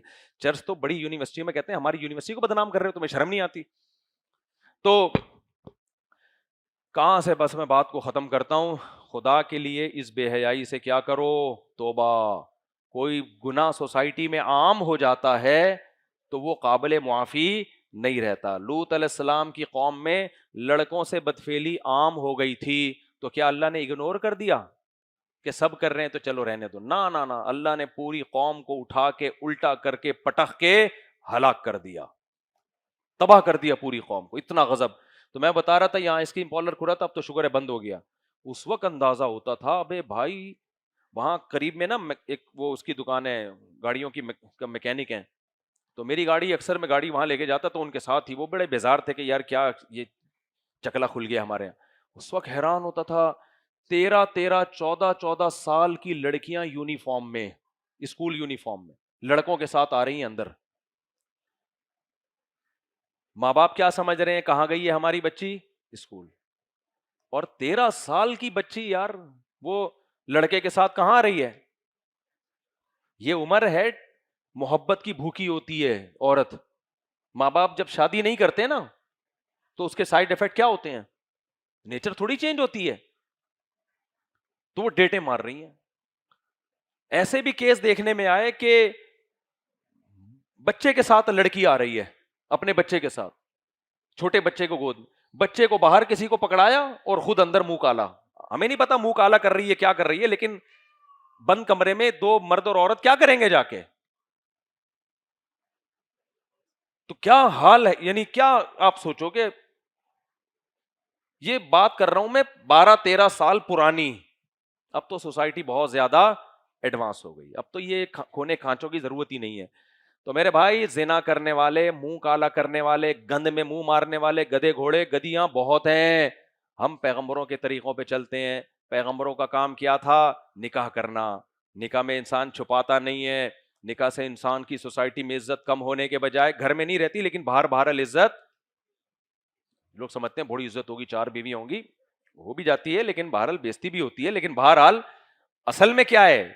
عزت ہے. ٹھیک ہے نا, اولاد ملتی ہے انسان کو, اور اللہ بھلا کرے مال میں برکت ہوتی ہے. زنا سے مال کی برکت ختم. زانی کے چہرے پہ پھٹکار ہوتی ہے, نکاح کرنے سے چہرے پہ نور آتا ہے. زنا کرنا فرعون حامان اور ان عیاشوں کا طریقہ ہے, نکاح کرنا موسیٰ علیہ السلام کی سنت, ابراہیم علیہ السلام کی سنت, سلیمان علیہ السلام کی سنت, داؤد علیہ السلام کی سنت. اور محمد صلی اللہ علیہ وسلم کے گھر میں کھانے کو نہیں تھا, بیویاں کتنی تھیں؟ 9. شرمندہ ہو گئے, مر جاؤ, ڈوب جاؤ, یہاں دفع ہو جاؤ یہاں سے. اگر غیرت ہوتی نا یہ بات سن کے اب سب مر چکے ہوتے, بے ہوش ہو چکے. کھانے کو روٹی نہیں ہے, بیویاں کتنی رکھی ہیں ایٹ اے ٹائم نا, یہ بتانے کے لیے کہ کثرت نکاح یہ اس امت کا شعار ہے. سمجھتے ہو؟ تو کیوں اپنی جان پہ ظلم کر رہے ہو؟ نہ کرو آپ, 4 ایک ہی کرو. خواتین بھی سن رہی ہیں بیان, غصہ ہوتی ہیں, میں تو خواتین ہی کے فائدے کے لیے کہہ رہا ہوں, لیکن چلو. لیکن زنا سے میرے بھائی بچنا پڑے گا, اور نکاح میں اللہ پہ توکل کرنا پڑے گا. تو گھروں میں تلاوت کا معمول بنائے, ڈیلی تلاوت ہوا کرے. گھر میں ہر وقت موبائل چل رہے ہیں, ایل ای ڈی پہ ولاگ چل رہے ہیں, اور وہ پرینک چل رہے ہیں, 24 گھنٹے یہی کام ہے بچوں کا. تو گھر میں تھوڑا سا خواتین پابند کریں بھائی, خود بھی روزانہ آدھا پارا, 1 پارا, 15-20 منٹ تلاوت کر لی, کچھ صبح شام تسبیح کا معمول بنا لیا, کچھ جو ہے ٹوٹا پھوٹا تہجد کا معمول بنا لیا. قرآن پورے سال گزر جاتے ہیں, قرآن دیکھنے کی توفیق نہیں ہوتی. اور نفلی روزوں کا معمول بنائے. اللہ تعالی ہم سب کو اس پر عمل کی توفیق عطا فرمائے. جلدی میں سوال نمٹاتا ہوں, بس بہت اسپیڈ کے ساتھ, وقت بہت زیادہ ہو گیا ہے. ایک دوست کی بیوی نے خلا کے لیے 18 جنوری کی کورٹ میں درخواست جمع کرائی, اور جنوری کے آخر میں اس نے ایک مفتی سے نکاح پر نکاح کر لیا. جبکہ میرے دوست کو خلا کا نوٹس 6 فروری کو موصول ہوا, اور خلا کا فیصلہ بھی عدالت نے 20 مارچ کو دیا. انہوں نے عدت بھی نہیں کی, اور جبکہ یہ عالم ہیں اور رخصتی اور مفتی صاحب اور وہ فلاں مدرسے سے منسلک ہیں. میرے دوست نے ان کے خلاف 20A کا مقدمہ عدالت میں داخل کر دیا. آپ بتائیے شریعت کے مطابق ان کی کیا سزا ہونی چاہیے؟ فیملی کورٹ کے جج کو میرے دوست نے بتایا کہ انہوں نے خلا سے پہلے نکاح کر لیا, تو جج نے کہا یہ زنا ہے, لیکن فیملی کورٹ ہے, آپ کرمنل کورٹ میں کیس داخل کریں. دیکھو اگر یک طرفہ خلا ہے اور عورت نے گواہوں سے ثابت نہیں کیا تھا کہ شوہر بیسک حقوق ادا نہیں کر رہا، یا اور شوہر نے سائن بھی نہیں کیا، تو پھر یہ خلا کے بعد بھی زنا ہے. سمجھ رہے ہو؟ فسخ نکاح کے جب تک معتبر اسباب نہیں پائے جائیں گے اس وقت تک عدالت کا فیصلہ معتبر نہیں ہوتا. ہاں کچھ نکاح کے اسباب ہیں جس سے تنسیخ نکاح ہو سکتا ہے، وہ اسباب اگر پائے گئے تھے تو پھر نکاح ختم ہو گیا، نہیں پائے گئے تھے تو نکاح نہیں ختم ہوا. البتہ اگر شوہر نے اس پیپر پہ سائن کر دیا تھا تو پھر بہر صورت نکاح ختم ہو گیا ہے. تو اب مسئلہ یہ ہے کہ یہ جو کیس ہے یہ کسی مولوی صاحب کا بتا رہے ہیں، کسی مفتی صاحب نے ایسا کیا ہے کہ کسی کی بیوی سے شادی کر لی ہے. پہلی بات تو یہ سمجھ لو کہ جس شخص کے نام کے آگے بھی مفتی لگا ہوا ہے ضروری نہیں کہ وہ مفتی ہو. ہمارے ملک کا بہت بڑا المیہ یہ ہے کہ گیٹ اپ پہ مفتی کی ڈگری ملتی ہے عوام کی طرف سے. مفتی کی ڈگری پتہ ہے کے لیے کیا ضروری ہے؟ آپ نے درس نظامی مکمل کمپلیٹ کیا ہو، ایک بات. نمبر 2، پھر کسی ریلائبل ادارے سے مفتی کا بعض اداروں میں 1 سال کا کورس ہوتا ہے، بعد میں 3 سال کا کورس ہوتا ہے، یہ کورس کمپلیٹ کیا ہو. کتنی شرطیں ہو گئیں؟ اور اس کورس میں ہر عالم کو داخلہ نہیں ملتا. ہمارے یہاں جامعۃ الرشید میں کتنے علماء آتے ہیں مفتی کا کورس کرنے کے لیے، سلیکشن 10-12 کی ہوتی ہے، باقی سب کو فیل کر دیا جاتا ہے. اس کے لیے بہت زیادہ استعداد چاہیے، مینٹل لیول چیک کرنا پڑتا ہے. پھر جب وہ 1 سال یا 2 سال یا 3 سال کا کورس کرے گا تو بھی مفتی نہیں بن جاتا. کم سے کم 10 سال وہ مسائل کی تحقیق کی پریکٹس کرے گا کسی ماہر مفتی کی نگرانی میں. سمجھ میں آ رہی ہے بات کہ نہیں ہے؟ 10 سال کم از کم ضروری ہے. اس کے بعد خود وہ فیصلہ نہیں کرے گا کہ میں مفتی بن گیا ہوں کہ نہیں بن گیا. اس کے جو سینئر اساتذہ ہیں وہ پھر یہ فیصلہ کریں گے کہ اس کو مفتی کہا جائے یا نہیں کہا جائے. خود سے لگاتا پھرتا میں مفتی فلاں مفتی فلاں، یہ پاگل ہے. یہ کیا ہے؟ پاگل ہے. اس کے بڑے کہیں گے کہ ہاں بھائی اس میں اتنی صلاحیت پیدا ہو گئی کہ مسائل میں یہ تحقیق کر کے جواب دے سکتا ہے، اس کی اتنی مینٹل لیول بھی ہونا چاہیے نا. بعض لوگوں اوپر بھوسا بھرا ہوتا ہے، دماغ ہوتا ہی نہیں ہے، وہ جتنا بھی علم حاصل کریں ان کو سمجھ میں ہی نہیں آتا. تو اس 10 سال کے پروسیس کے بعد اس کو اس کے بڑے اگر اتھارٹی دیتے ہیں تو پھر وہ مفتی کہلائے گا. ادر وائز وہ 100 سال میں بھی مفتی. بولو، یہ وہ ڈگری نہیں ہے کہ آپ نے کورس کیا تو آپ مفتی کہنا شروع کر دیں. کچھ کورسز ایسے تو کرنے کے بعد آپ جو ہے نا وہ اہل ہوتے ہو، پی ایچ ڈی کر لیا آپ نے تو آپ پی ایچ ڈی اسکالر بن گئے. مفتی میں ایسا نہیں ہے. کئی سال کی پریکٹس کے بعد جب اس کے بڑے کہیں گے کہ بھائی ملک کے جو نامور علماء ہیں وہ جب اس پہ اعتماد کریں گے، ہاں بھائی اب یہ اس قابل ہے کہ اس کو. میں نے جب 8-9 سال پڑھا ہے نا، اس کے بعد فتوے کا کورس کیا حضرت مفتی عبدالوہاب صاحب کی نگرانی میں، اس کے بعد بھی ہمیں مفتی کا لفظ لگانے کی اجازت نہیں تھی اور نہ اپنے مہر سے فتویٰ دینے کی اجازت تھی. اس کے بعد پھر 11 سال میں نے اپنے سینئر اساتذہ کی موجودگی میں فتوے کا کام کیا ہے. یعنی ہم جب تحقیق کرتے تھے ان کے سامنے رکھتے تھے، وہ اس میں غلط صحیح کی کریکشن کرتے تھے، پھر ہمیں اور تحقیق کہتے. اس طرح سے 10-11 سال کنٹینیو کام کرنے کے بعد پھر ہمارے بڑوں نے مجھے اجازت دی کہ بھائی اب آپ اپنی اسٹیمپ کے ساتھ بھی فتویٰ جاری کر سکتے ہو.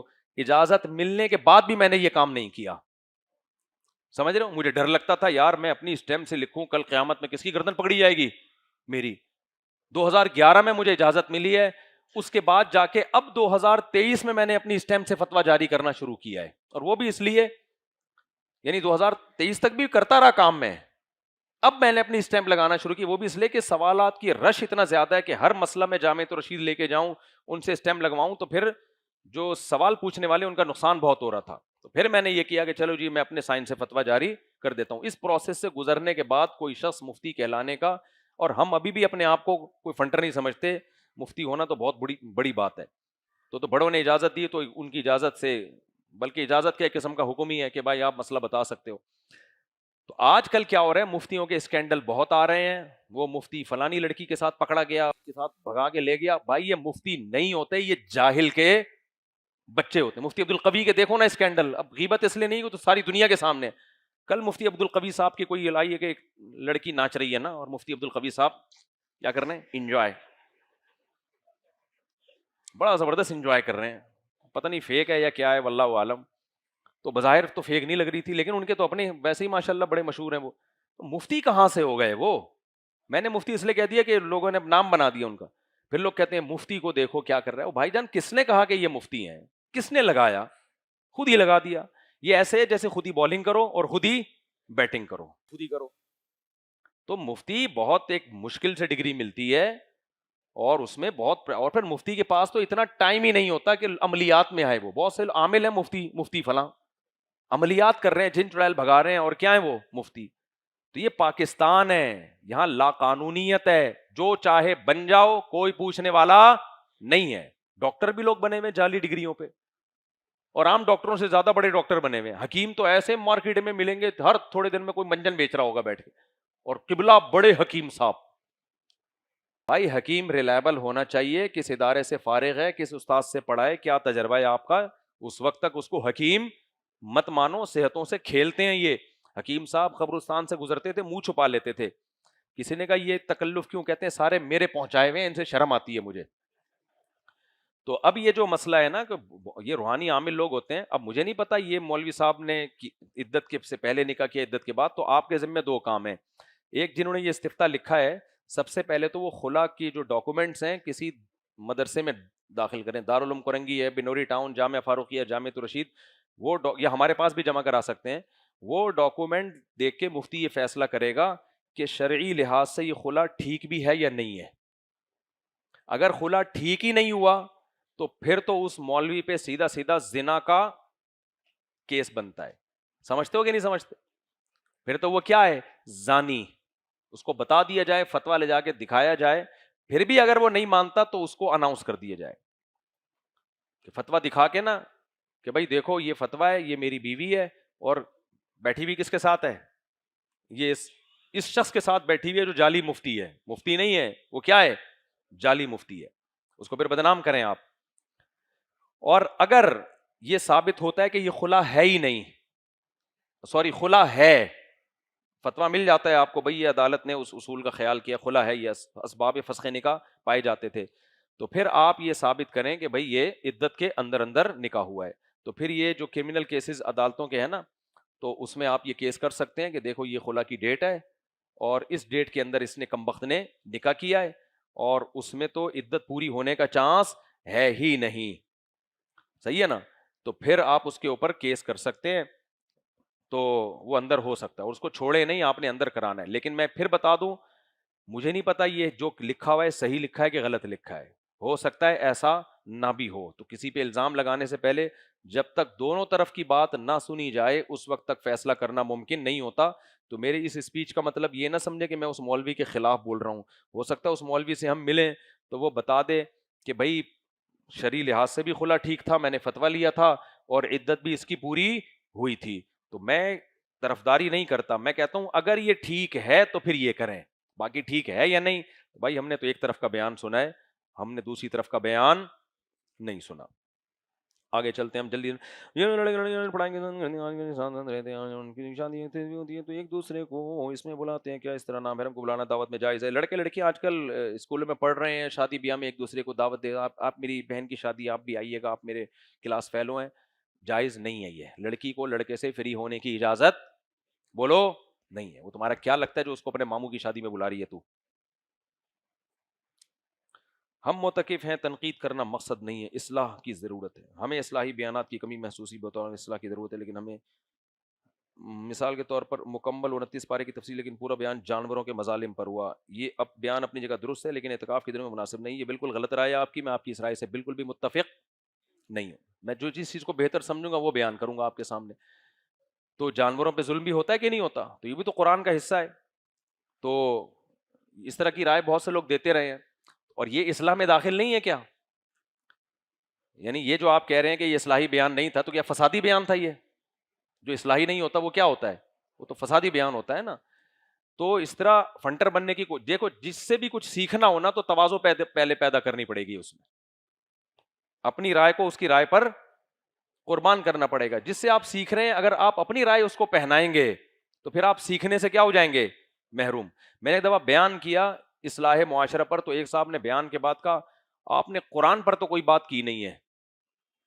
تو میں نے کہا کوئی ایک بات قرآن کے خلاف کی ہے تو آپ بتا دیں مجھے. یہ ساری باتیں وہی ہیں جو قرآن اور سنت کی ہیں، لیکن میں نے اپنے الفاظ میں اس کو، اپنے الفاظ میں میں نے پیش کیا اس کو. تو جانوروں پہ ظلم ہوتا ہے تو بھائی یہ بھی تو اصلاح ہی ہے نا. باقی میں نے کب کہا کہ میں یہاں ہر دفعہ پارے کا خلاصہ ہی سناؤں گا؟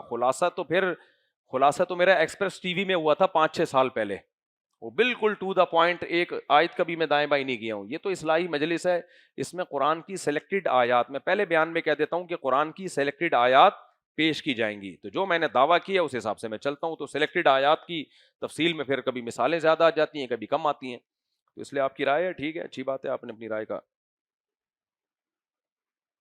اچھا جی, باقی یہ جو چٹکلے اور تفریح آتی ہے, تو تفریح آنے سے اگر فائدہ ہو رہا ہے تو ٹینشن دیے بغیر جب ایک کام ہو سکتی ہے تو ٹینشن دینے کی کیا ضرورت ہے؟ آپ کا ایک بچہ ہے, آپ اس کو لطیفہ سنا کے موٹیویٹ کر سکتے ہو, ٹھیک ہے نا, اور وہ پڑھائی میں دل لگانے لگتا ہے لطیفہ سن کے, تو ضروری ہے تھپڑ مار کے اس کو پڑھائی میں لایا جائے؟ تو جب ایک کام تمیز سے ہو رہا ہے تو ڈرا ڈرا کے اور ان کو خوفزدہ کر کر کے اور چیخو پکار کر کے سکھانے کی کیا ضرورت ہے؟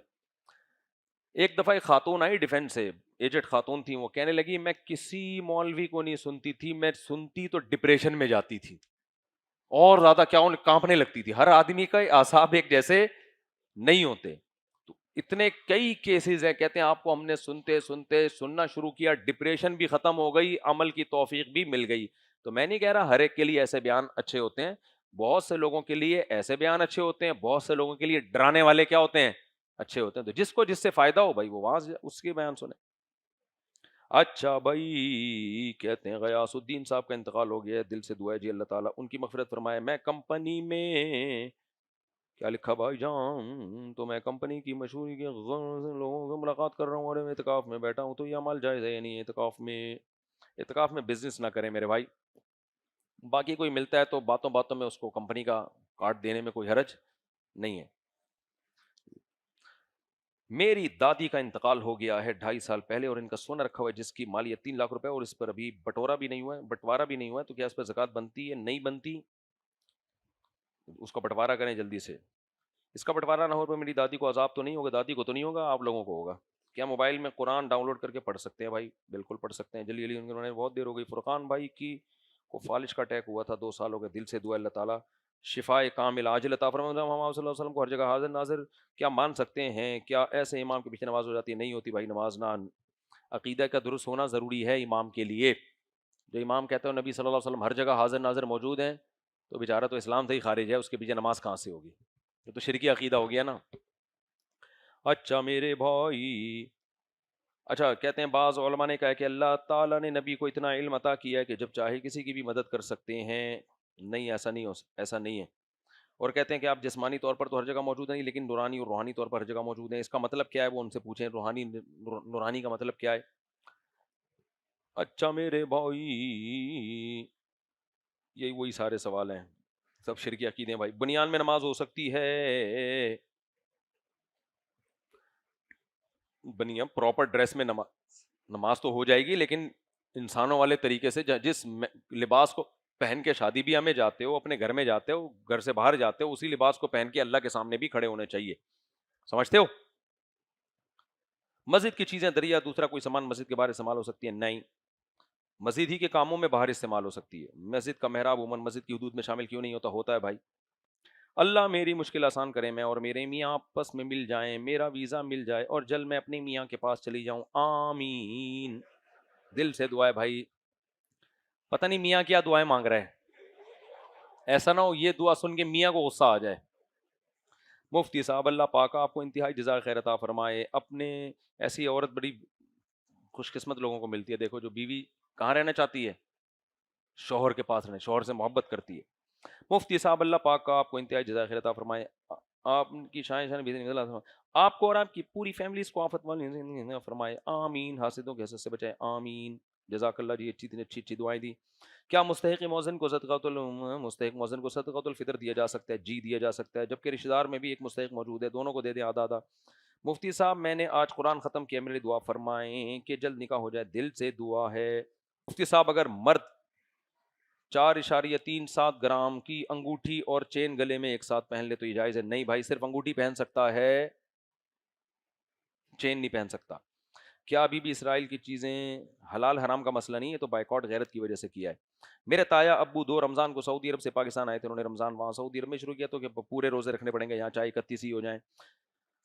کیا ہماری فوج کو فلسطین جانا چاہیے؟ اگر وہ نہیں جائے گی تو وہ کیا ہوگا؟ یہ فوج سے پوچھو, فوج کی باتیں. معین اختر سے انور مقصود نے پوچھا تھا آپ کے ماموں کیا کرتے ہیں, تو معین اختر نے کہا ماموں کی باتیں کس سے پوچھو بھائی؟ ماموں سے پوچھو, تو ان کی باتیں ان سے پوچھو. کوئی فوجی یہاں آ کے بیٹھے تو اس سے پوچھو کہ آپ کا کیا پروگرام ہے. مفتی صاحب میں 25 سال کا ہوں, ماں باپ کہتے ہیں اگر شادی کرنی ہے تو اپنا الگ گھر بناؤ. میں 23 سال کی عمر میں اگر الگ گھر بنانے بیٹھا تو 40 سال کا ہو جاؤں گا. 40 کے بھی نہیں, آپ 70 سال کے ہو جاؤ گے. تو آپ کرائے پہ الگ گھر لے لو, کرائے پہ لے لو. میں نے ایسے ہی کیا تھا. ہمارے گھر والوں نے کہا پہلی شادی تو گھر والوں کی مرضی سے, وہ تو دوسری کرنے لگا تو انہوں نے بھائی الگ گھر یہاں نہیں آئے گی. ظاہر ہے کہاں, تو پھر میں نے کرائے پہ ایک گھر لے لیا الگ, چھوٹا سا, بہت ہلکے کرائے پر تھا. مل جاتی ہے بھائی آدمی کو. میں ہوں میرے بھائی. اصحاب سفر دیگر صحابہ کرام جنگی اور مالی بحران میں شادیاں کیسے کرتے تھے؟ سب کے لیے گھر کا انتظام کیسے میسر تھا؟ یہی تو بات ہے جو میں کہتا ہوں. ان کے لیے تو کوئی انتظام نہیں تھا, میدان جنگ میں لڑ رہے تھے, پھر بھی کیا کرتے تھے؟ نکاح کر لیتے تھے کہ بھائی ہو جائے گا, سب کچھ ہو جاتا ہے. یہ بڑا لمبا سوال ہے, پورے کا مقصد یہی ہے. مفتی صاحب ایسے تو گراؤنڈ ریئلٹی کو دیکھ کر جو اختیار میں وہ کرنا چاہتے ہیں, لیکن خاص آج کے حالات دیکھ کر علماء کہتے ہیں حضرت قرآن یہ کہہ رہے ہیں قرآن حدیث کی پیشگوئیوں کو چھوڑو. جو قرآن حدیث کی پیشگوئیاں ہیں وہ پوری ہوتی رہیں گی, آپ نے جو زمینی حقیقت کو دیکھ کر اسباب اختیار کرنے ہیں بس. فلسطین کے حالات پر بھی درد بھری دعائیں اور بیان میں تذکرے کیوں نہیں کر رہے؟ کیوں نہیں ہوتے بھائی؟ ہو رہے ہیں, سب جگہ ہو رہی ہیں, حرم میں بھی ہو رہی ہیں, ہر جگہ ہو رہی. کیا میرے پاس 20,000 روپے زکات کے اور 2 مسلم پریشان, جہاں چاہے دے دو میرے بھائی. زکات کے مستحق میں آپ کچھ فلسطین بھیج دو, کچھ یہاں کر دو, ہر جگہ دو. اپنی یونیورسٹی کی مجھے یونیورسٹی کی ایک لڑکی پسند ہے اور میرا ایک دوست ہے, اس کی یونیورسٹی کی ایک لڑکی پسند ہے. شکر ہے یہ دونوں ایک دوسرے کو پسند نہیں ہے. انگریز نے سوال پوچھا ہوتا نا تو یہ پوچھتا کہ مجھے اس کو وہ پسند ہے اور اس کو اور مجھے یہ پسند ہے. ان کے یہاں تو وسیم اور غفار کی بھی شادیاں ہو رہی ہیں. دعا فرما دے دونوں کا نکاح ہو جائے اپنی پسندیدہ لیڈیز سے. دل سے دعا اگر یہ آپ کے لیے بہتر ہے, اللہ کے علم میں تو ہو جائے. میں کمپنی میں ملازم تھا, وہاں مجھے گاڑی ملی تھی پارٹ ٹائم میں, گلا بہت تھک گیا اور آپ لوگ بھی بہت تھکے ہیں, جلدی لپٹ رہا ہوں میرے بھائی. تم گاڑی میں چھوڑ گئی. اب یہ وہ بھی لکھ کے دیں گے جنہوں نے پرچہ یہ اصلاحی بیان سننے آئے تھے, یہ کیا قومی ترانے آپ نے شروع کر دی. بھائی میرا اسٹائل ہے, اب کیا کرے یار. اور میں کب کہہ رہا ہوں کہ ساری ہدایت مجھ سے ملے گی؟ جس کے بیان سننے سے فائدہ ہو اسی کو اسی کے بیان سننا چاہیے. اب جنہوں نے مجھے پرچی لکھ کے دی تھی نا, ہم آپ سے یہ سننے آئے تھے, آپ نے جانوروں کے حقوق کو بیان کر دیا, عین ممکن ہے واقعی مجھے نہیں کرنا چاہیے, ہو سکتا ہے ان کی رائے صحیح ہو, تو بھائی پھر میں ایسے موقع پہ کہہ دوں گا بھائی تو اس کی بیان سنے جس کے بیان سے فائدہ. صرف پیغمبر سے ہر ایک کو فائدہ ہوتا ہے, پیغمبر کے علاوہ کوئی شخصیت ایسی نہیں ہے جس سے ہر ایک کو فائدہ ہو. ہر ایک کو الگ طرح سے فائدہ ہوتا ہے, کسی کو کسی سے ہوتا ہے, کسی کو کسی سے. تو اس لیے بھائی جس سے فائدہ ادھر ہی جانا چاہیے. میں چھوڑ گئی تھی, میں نے جاب چھوڑ گئی تھی, تب میں نے نماز میں اللہ سے توبہ کی تھی, دوبارہ میں چلاؤں. ہاں خرچے بہت ہیں, قرضہ بھی ہوں. اب اتنے لمبے لمبے لیٹر لکھتے ہو یار, آگے اللہ کی پکڑ ہو جائے تو قرآن سے بتائیں. تو بھائی آپ گاڑی بھی چلاتے رہو اور اللہ سے جو آپ نے معاہدے کیے اگر توڑ دیے تھے تو اس معاہدے کو پورا کرو, توبہ کرو اللہ سے کہ وہ معاہدے کو توڑنے کی سزا بہت سخت ہے. اللہ ایسا نہ رزق چھین لے آپ سے. نماز کا مسئلہ بنا ہوا ہے, فرمائیں کہ بعض دفعہ کبھی بھائی کسی کو شہوت کی وجہ سے مزی کے جو قطرے آتے ہیں نا, اس سے غسل فرض نہیں ہوتا. یہ حیا کے خلاف مسئلہ ہے لیکن نوجوانوں کے مسائل ہیں. تو مزی کے جو قطرے آتے ہیں نا, ٹرانسپیرنٹ پانی ہوتا ہے, اس سے غسل فرض نہیں ہوتا, صرف وضو ٹوٹ جاتا ہے اس سے. تو اتنی جگہ دھو کے اندازے سے جگہ دھو لیا کرو, ہلکا سا دھو لینا بھی کافی ہے. تو وضو کر کے نماز پڑھ لو بس, اور شک نہ کرو, وہم نہ کرو. اچھا بھائی کہہ رہے ہیں ابھی پانی کے چکر میں قضا کر دیتا ہوں. کیوں قضا کر دیتا ہوں؟ پانی سے دھونے میں کتنا ٹائم لگتا ہے, تو یہ قضا کرنا حرام ہے. کیا کسی کو بواسیر کی بیماری اور خون آ جائے باہر کی طرف؟ جی باہر کی طرف خون نکلے گا تو وضو ٹوٹ جائے گا. اگر مستقل کنٹینیو کسی کا خون آ ہی رہا ہے تو پھر وہ معذور ہے, پھر اسی طرح نماز پڑھ لے. پاکستان میں پیپسی کی جو کمپنی ہے وہ اس پہ کئی دفعہ بیان کر چکا ہوں, فتویٰ تقویٰ دونوں کا بیان ہو چکا ہے.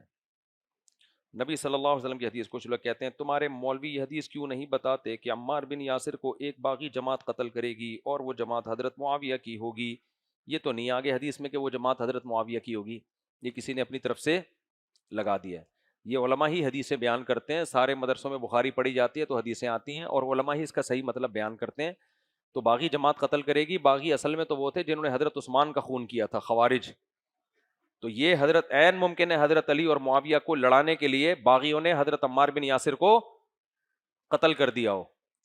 جب ہوتا ہے نا, دیکھو میں جب جہلم گیا ہوں تو میں نے کیوں رات میں چپکے سے ویڈیو بنا کے اپلوڈ کی ہے, اس لیے کہ میں کراؤڈ میں یہ کام کرتا تو مجھے ڈر تھا کہ کوئی تھرڈ پارٹی دونوں کو, مجھے اور انجینئر کو لڑانے کے لیے کوئی فتنہ فساد نہ کر دے.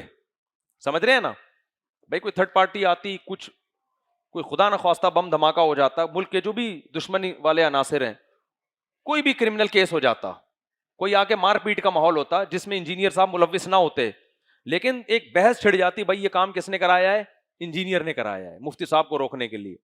وہ کہتا میں نے نہیں کرایا, ایک بلا وجہ کی. تو مجھے یقین تھا کہ انجینئر یہ کام نہیں کرے گا کہ کوئی اس طرح کی, لیکن ساتھی کہہ رہے تھے جب نہیں کرے گا تو آپ کیوں ایسا کر. میں نے کہا بھائی کوئی تیسرا کر سکتا ہے لڑوانے کے لیے.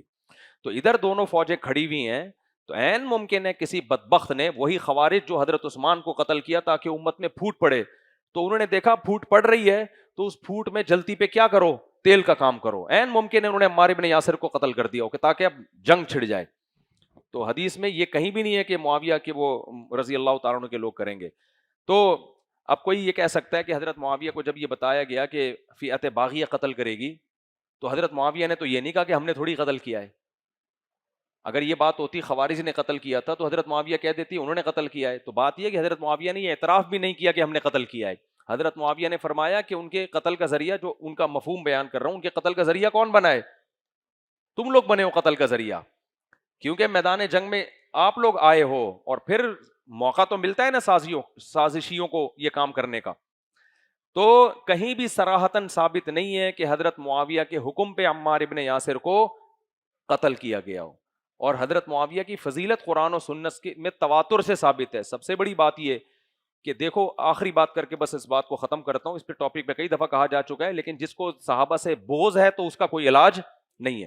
اگر آپ یہ مانتے ہو کہ حضرت معاویہ ہی نے قتل کیا ہے, انہی کے آرڈر پہ ہوا ہے یہ کام, تو پھر کیا, اور پھر حضرت معاویہ اس لڑائی میں واقعی معاذ اللہ حکومت کی لالچ میں کیا یہ کام, تو پھر کیا حضرت معاویہ عادل رہتے ہیں, نیک رہیں گے؟ اس سے بڑا فسق و فجور کوئی ہو سکتا ہے کہ آپ ایک انسانی جان کا بلا کسی عذر کے قتل کریں اور داماد رسول کے خلاف کسی لاجک کے بغیر تلوار اٹھائیں آپ؟ اس سے بڑا کوئی دنیا میں جرم ہو سکتا ہے؟ پھر سیدنا معاویہ کے آگے رضی اللہ عنہ لگانا جائز ہوگا؟ بولتے کیوں نہیں. پھر سیدنا معاویہ سے محدثین کا حدیث لینا جائز ہوگا؟ تمام محدثین کا اتفاق ہے کہ فاسق کی حدیث مقبول نہیں ہے, وہ صحیح حدیث نہیں ہوتی. بعض جاہل لوگوں نے اس کا جواب یہ دیا ہے الو بنانے کے لیے کہ بھائی بدعتیوں کی بھی تو حدیثیں لی گئی ہیں, کیا خیال ہے؟ رافضیوں کی حدیثیں بھی لی گئی ہیں اور معتزلہ کی حدیثیں بھی لی گئی ہیں, تو وہ بھی تو فاسق ہوتے ہیں بدعتی لوگ. جو معتزلہ تھے وہ تو فاسق تھے. بھائی بات ہے, ایک ہے عمل کی خرابی, ایک ہے عقیدے کی خرابی. محدثین نے دیکھا کہ جن کے عقیدے کی خرابی ہے ان کی حدیثیں لی ہیں, عمل کی خرابی والوں کی حدیثیں نہیں لی ہیں, کیونکہ عقیدے کی خرابی کا مطلب آپ کا کانسیپٹ ہی کلیئر نہیں ہے. اس بیس پہ اگر آپ کچھ کر رہے ہو تو وہ تو آپ اس کو صحیح سمجھ کے کر رہے ہو نا, اس سے آپ کا کیریکٹر خراب ہونا لازم نہیں آتا.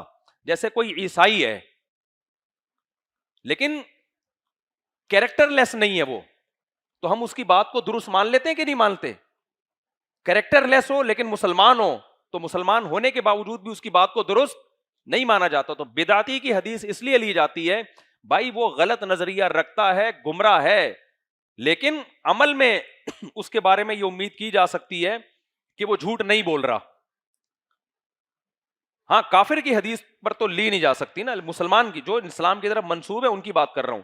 لیکن عمل میں محدثین کہتے ہیں اگر کسی کا فاسق فاجر ہونا ثابت ہو جائے, زانی ہونا, چور ہونا ثابت ہو جائے, تو پھر اس کی حدیث قابل قبول نہیں ہے. سیدنا معاویہ نے اگر واقعی عمار ابن یاسر کو قتل کیا ہے اور داماد رسول کے خلاف جو تلوار چلی ہے اس میں وہ صرف حکومت کی لالچ میں انہوں نے یہ کام کیا ہے, بھائی یہ عمل کی خرابی ہے اور اتنا خطرناک معاذ اللہ یہ بدعملی ہے کہ اس سے بڑی بدعملی کوئی ہو نہیں سکتی. قرآن کہتا ہے جس نے ایک انسان کا ناحق قتل کیا ہمیشہ جہنم میں جلے گا, اس پر اللہ کا غضب ہوگا. تو یہ کیسی دو نمبری ہے؟ ایک طرف آپ کہتے ہو وہ قاتل بھی تھے, باغی بھی تھے, جہنمی بھی تھے, دوسری طرف آپ یہ کہتے ہو رضی اللہ عنہ بھی تھے. امام بخاری بھی ان سے حدیث لے رہے ہیں, ان کی حدیث پر اعتماد کر رہے ہیں, امام مسلم بھی حدیث لے رہے ہیں, امام ابو داؤد بھی حدیث لے رہے ہیں, امام نسائی بھی حدیث لے رہے ہیں, ابن ماجہ بھی حدیث لے رہے ہیں, مصنف ابن ابی شیبہ میں بھی حدیثیں ہیں, مصنف عبد الرزاق میں بھی حدیثیں ہیں, بہقی میں بھی حدیثیں, امام احمد بھی, سب رضی اللہ عنہ بھی لگا رہے ہیں. اس کا مطلب آپ جو حدیث کی تشریح کر رہے ہو وہ امام بخاری کی نظر میں وہ تشریح معتبر نہیں ہے, نہ امام مسلم کی نظر میں, نہ امام ابو داؤد کی نظر میں. یہ تشریح آپ کی اپنی بنائی ہوئی ہے جو آپ نے اٹھا کے امت پہ تھوپنے کی کوشش کی ہے, اور اس کے پیچھے بغض معاویہ کار فرما ہے, حقائق اور تحقیق اس کے پیچھے کار فرما نہیں ہے. سمجھتے ہو کہ نہیں سمجھتے ہو؟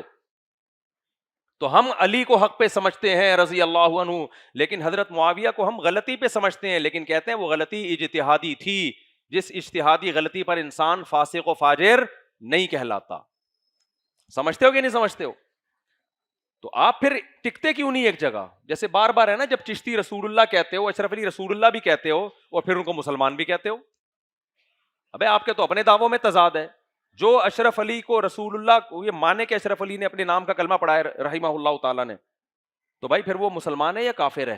وہ کافر ہے. پھر ان کو مسلمان ماننے والا بھی کیا ہے؟ کافر ہے. پھر آپ بولو مفتی طارق مسعود بھی کافر, اور جو مفتی طارق مسعود کو مسلمان مانتے ہیں وہ بھی کیا ہے؟ کافر. جو اشرف علی تھانوی کے ساتھ رحمہ اللہ لگائے وہ بھی کیا ہے؟ کافر. جو چشتی رحمہ اللہ کو مسلمان مانے وہ بھی کیا ہے؟ کافر. پھر یہ دو نمبری نہیں کرو کہ ہم کسی کو کافر نہیں کہتے. پھر آپ قادیانیوں کو بھی مسلمان کہو. ایک طرف آپ قادیانیوں کو کافر بولتے ہو کہ وہ مرزا غلام احمد کے نام کا کلمہ پڑھاتے ہیں, وہی کلمہ جب آپ کہتے ہو اشرف علی نے پڑھوایا تو وہ کیا ہے؟ مسلمان ہے. ابے یہ کیا ہے؟ کسی بھی کورٹ میں نا جو شخص دعویٰ کرے اور اس کے دعوے میں سقم ہو, ٹکتا نہ ہو, تو کورٹ وہ کیس ہی کیا کر دیتی ہے؟ خارج. آپ نے دعویٰ کیا اس نے میرے 20 لاکھ روپے چرائے ہیں, کورٹ میں کیس فائل کیا, کورٹ آپ کو بلائے گی, ہاں بھائی 20 لاکھ روپے چرائے ہیں, اس کا مطلب یہ چور ہے؟ نہیں, یہ چور تو نہیں ہے. تو 20 لاکھ روپے چرائے ہیں؟ ہاں چرائے ہیں. اس کا مطلب ہم اس پہ چوری کا کیس کریں؟ نہیں, چوری کا کیس نہیں کریں آپ اس کے اوپر. بھائی پہ کون سا کیس کریں پھر تو بتا نا. اس کو فیملی کورٹ میں لے کے جائیں. جب 4 6 8 10 دفعہ آپ یہ اوٹ پٹانگ باتیں کرو گے, جج کیا کرے گا؟ فائل اٹھا کے منہ پہ مارے گا آپ کے. تو ہمارا ٹائم ویسٹ, تو اپنے دعوے پہ ٹکتا ہی نہیں ہے.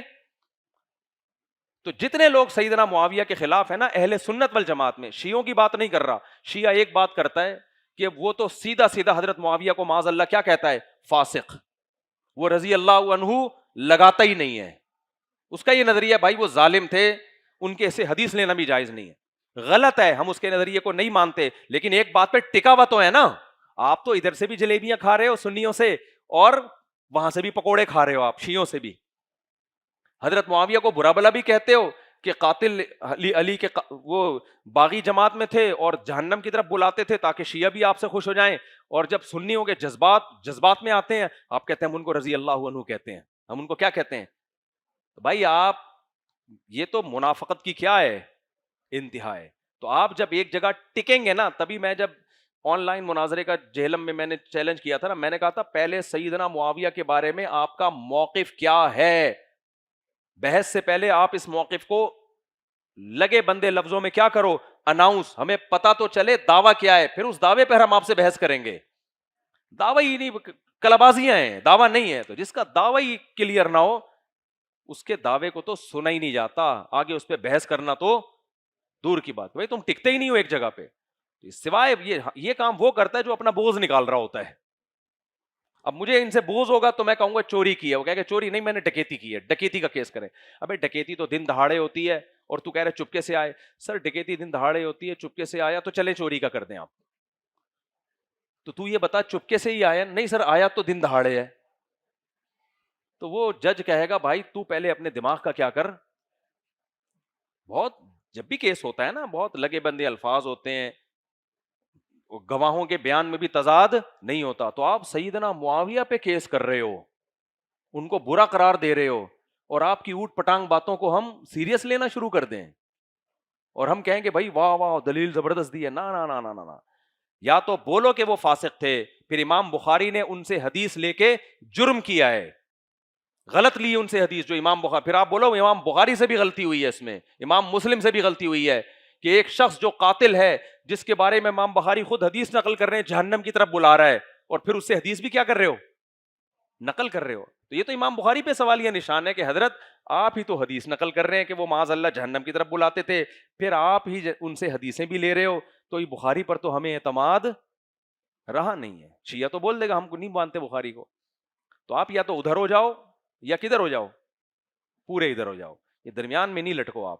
یہ چاہ رہے ہیں ادھر سے بھی جلیبیاں ملے اور ادھر سے بھی پکوڑے ملیں، لیکن ایسے لوگوں کو تھوڑے دن تک تو دونوں طرف سے جلیبیاں پکوڑے ملتے ہیں، کچھ دنوں کے بعد ادھر سے بھی جوتے پڑتے ہیں اور ادھر سے بھی جوتے پڑتے ہیں.